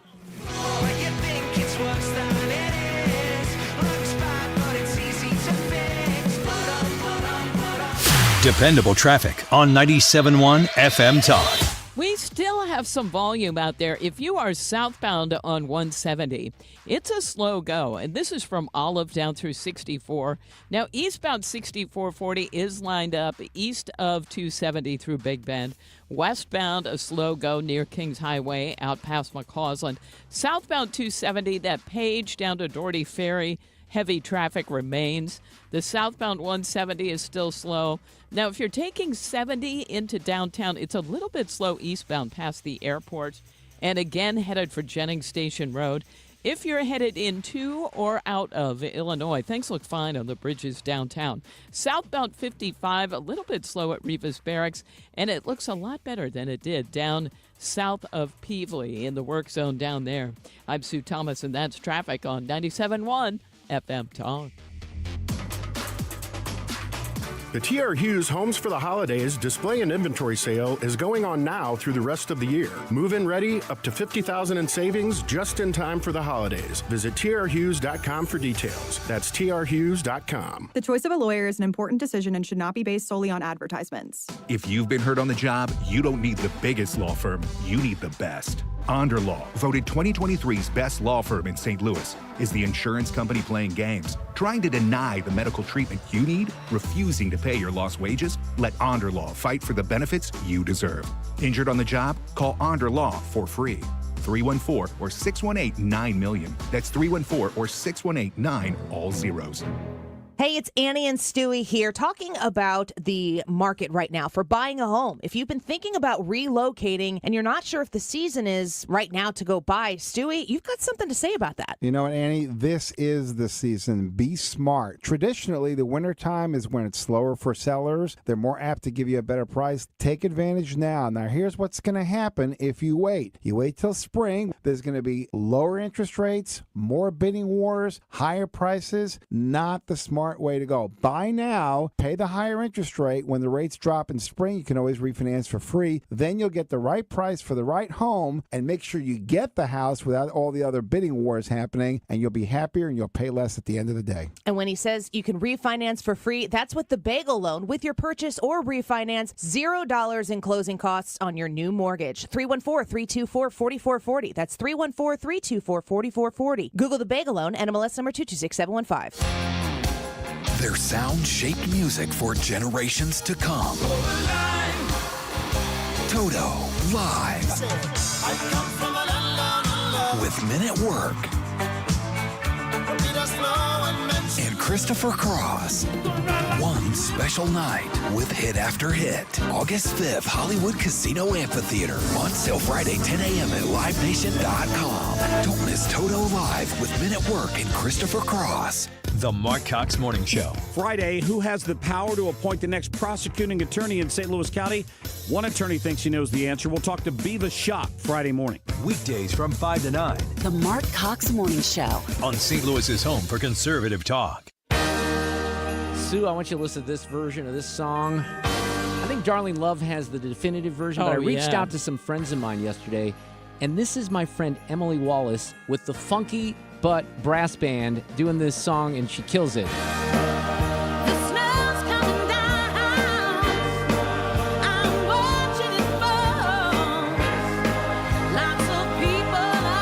Emily is one of the most talented people that I've ever encountered. She was at a party a couple of weeks ago performing with Neil Salsick from the Mighty Pines. Neil knows Emily well.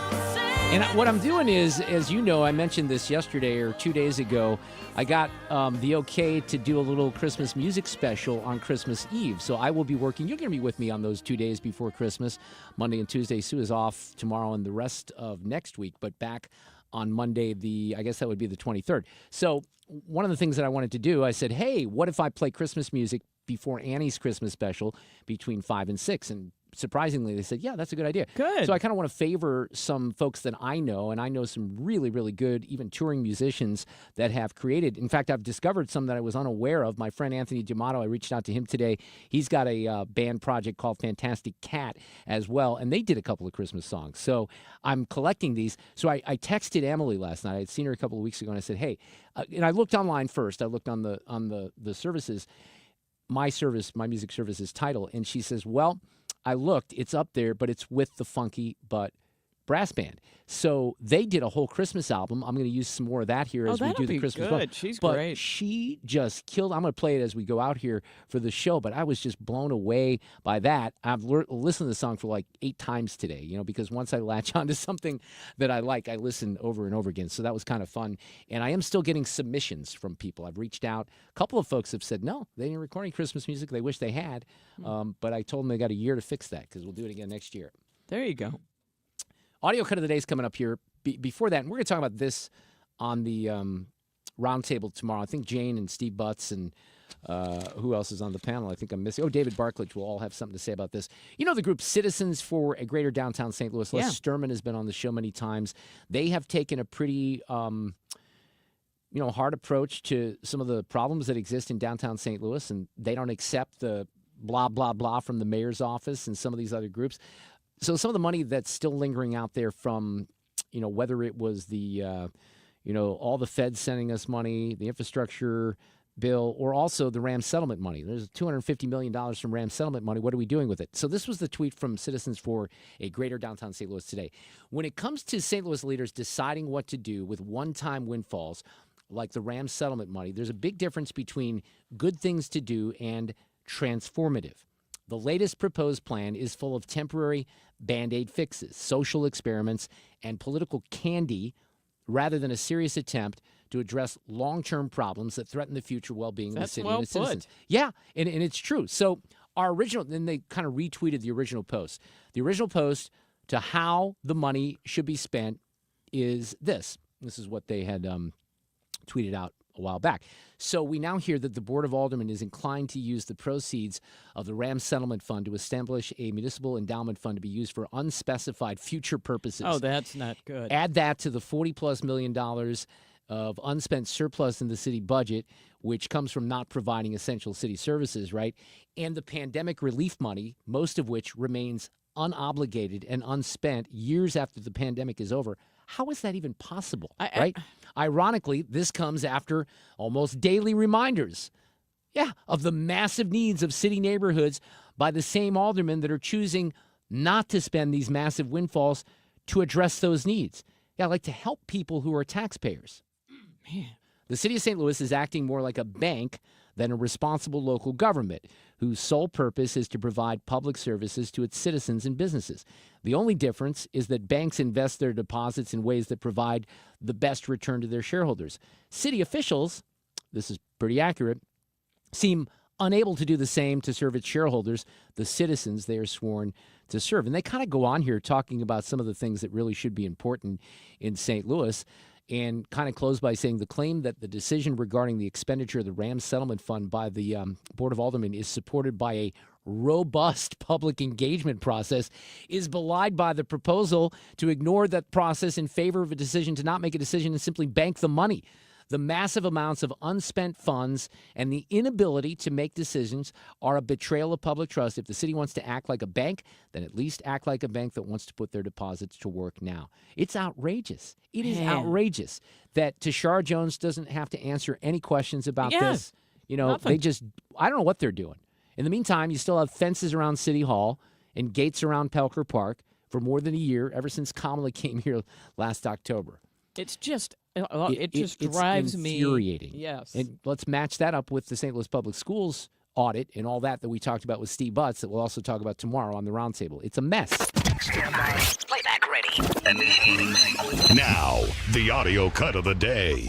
Okay, sometimes Fred and Ethan put things in front of me that during the course of the show I don't really listen to because it happened when I'm on the air. Something will air on Fox. So Fred put this in front of me. Let's just take a shot at it here. No, Fred came in and said there's new Jill Biden audio. And I said, Fred, come on. Yeah, it's Dr. Jill Biden. Just for a moment when you leave here today that you feel, I don't know, a sense of joy. Because I think we all need we all need to feel joy now during this time of the season, during this time. So anyway, okay, now I'll start. Uh-oh. You're all reading into that. Anyway. There was some reporting. I think I missed this, but when they did the Kennedy Center honors, did you see the reports that there was a lot of ice coldness between the Bidens and the Harrises? Uh-huh. Yeah, that's not unexpected. That's sort of the narrative that we've heard, but wow. I never know if that's true, but I did see it in multiple places. I do like the gossip. And then one more portion of the audio cut of the day. Big day on Wall Street with President Trump, and he was named Time Magazine's Person of the Year. I have to say, Time Magazine getting this honor for the second time. I think I like it better this time, actually, because it's been an honor, and every time it's an honor, I will tell you. And thank you very much for doing it, and thank the whole group at Time. He does seem, I think he's changed since the assassination attempt. He does seem a little more humble, right? Yep. I think we're going to have a tremendous run. When we left, we didn't have any of these problems. We didn't have Russia with Ukraine. We didn't have Israel October 7th. We didn't have the Afghanistan disaster. We didn't have inflation. We had no inflation. And we had a very strong economy.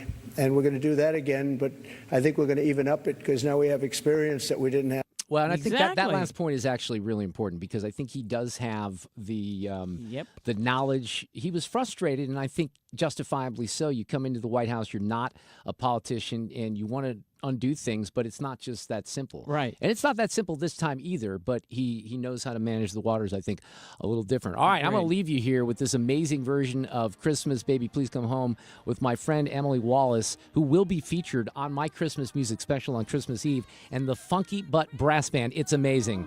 I remember when you were here, all the fun we had last year. If there was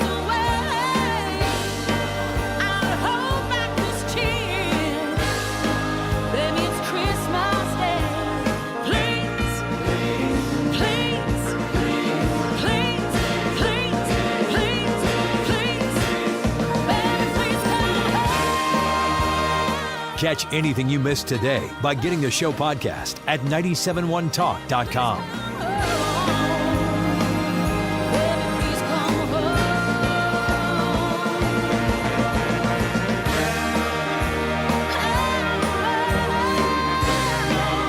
Dependable traffic on 97.1 FM Talk. Hey, if you're headed in for the Blues game tonight, we do have some volume out there on eastbound 6440. It's mainly east of 270 through Big Bend, and eastbound 70 a little slow at Jennings Station Road. Then it's a little slow in front of the Arch as well. Now, westbound 40 is still a slow go. It's mainly Hampton out through McCausland. And to the west, it's not too bad. Southbound 270, still some slow pockets. And this is Page down through Doherty Ferry. Southbound 170 is lined up. And that's mainly from the Forest Park Parkway down through 64. Headed in or out of Illinois on the bridges downtown, things look good. I'm Sue Thomas, and that's traffic on 97.1 FM Talk. Wesley is a truck driver. I drive a truck, and I love what I do. A truck driver with IRS troubles. They told me I owed them $43,000. It got really bad. Quite a few letters in the mail.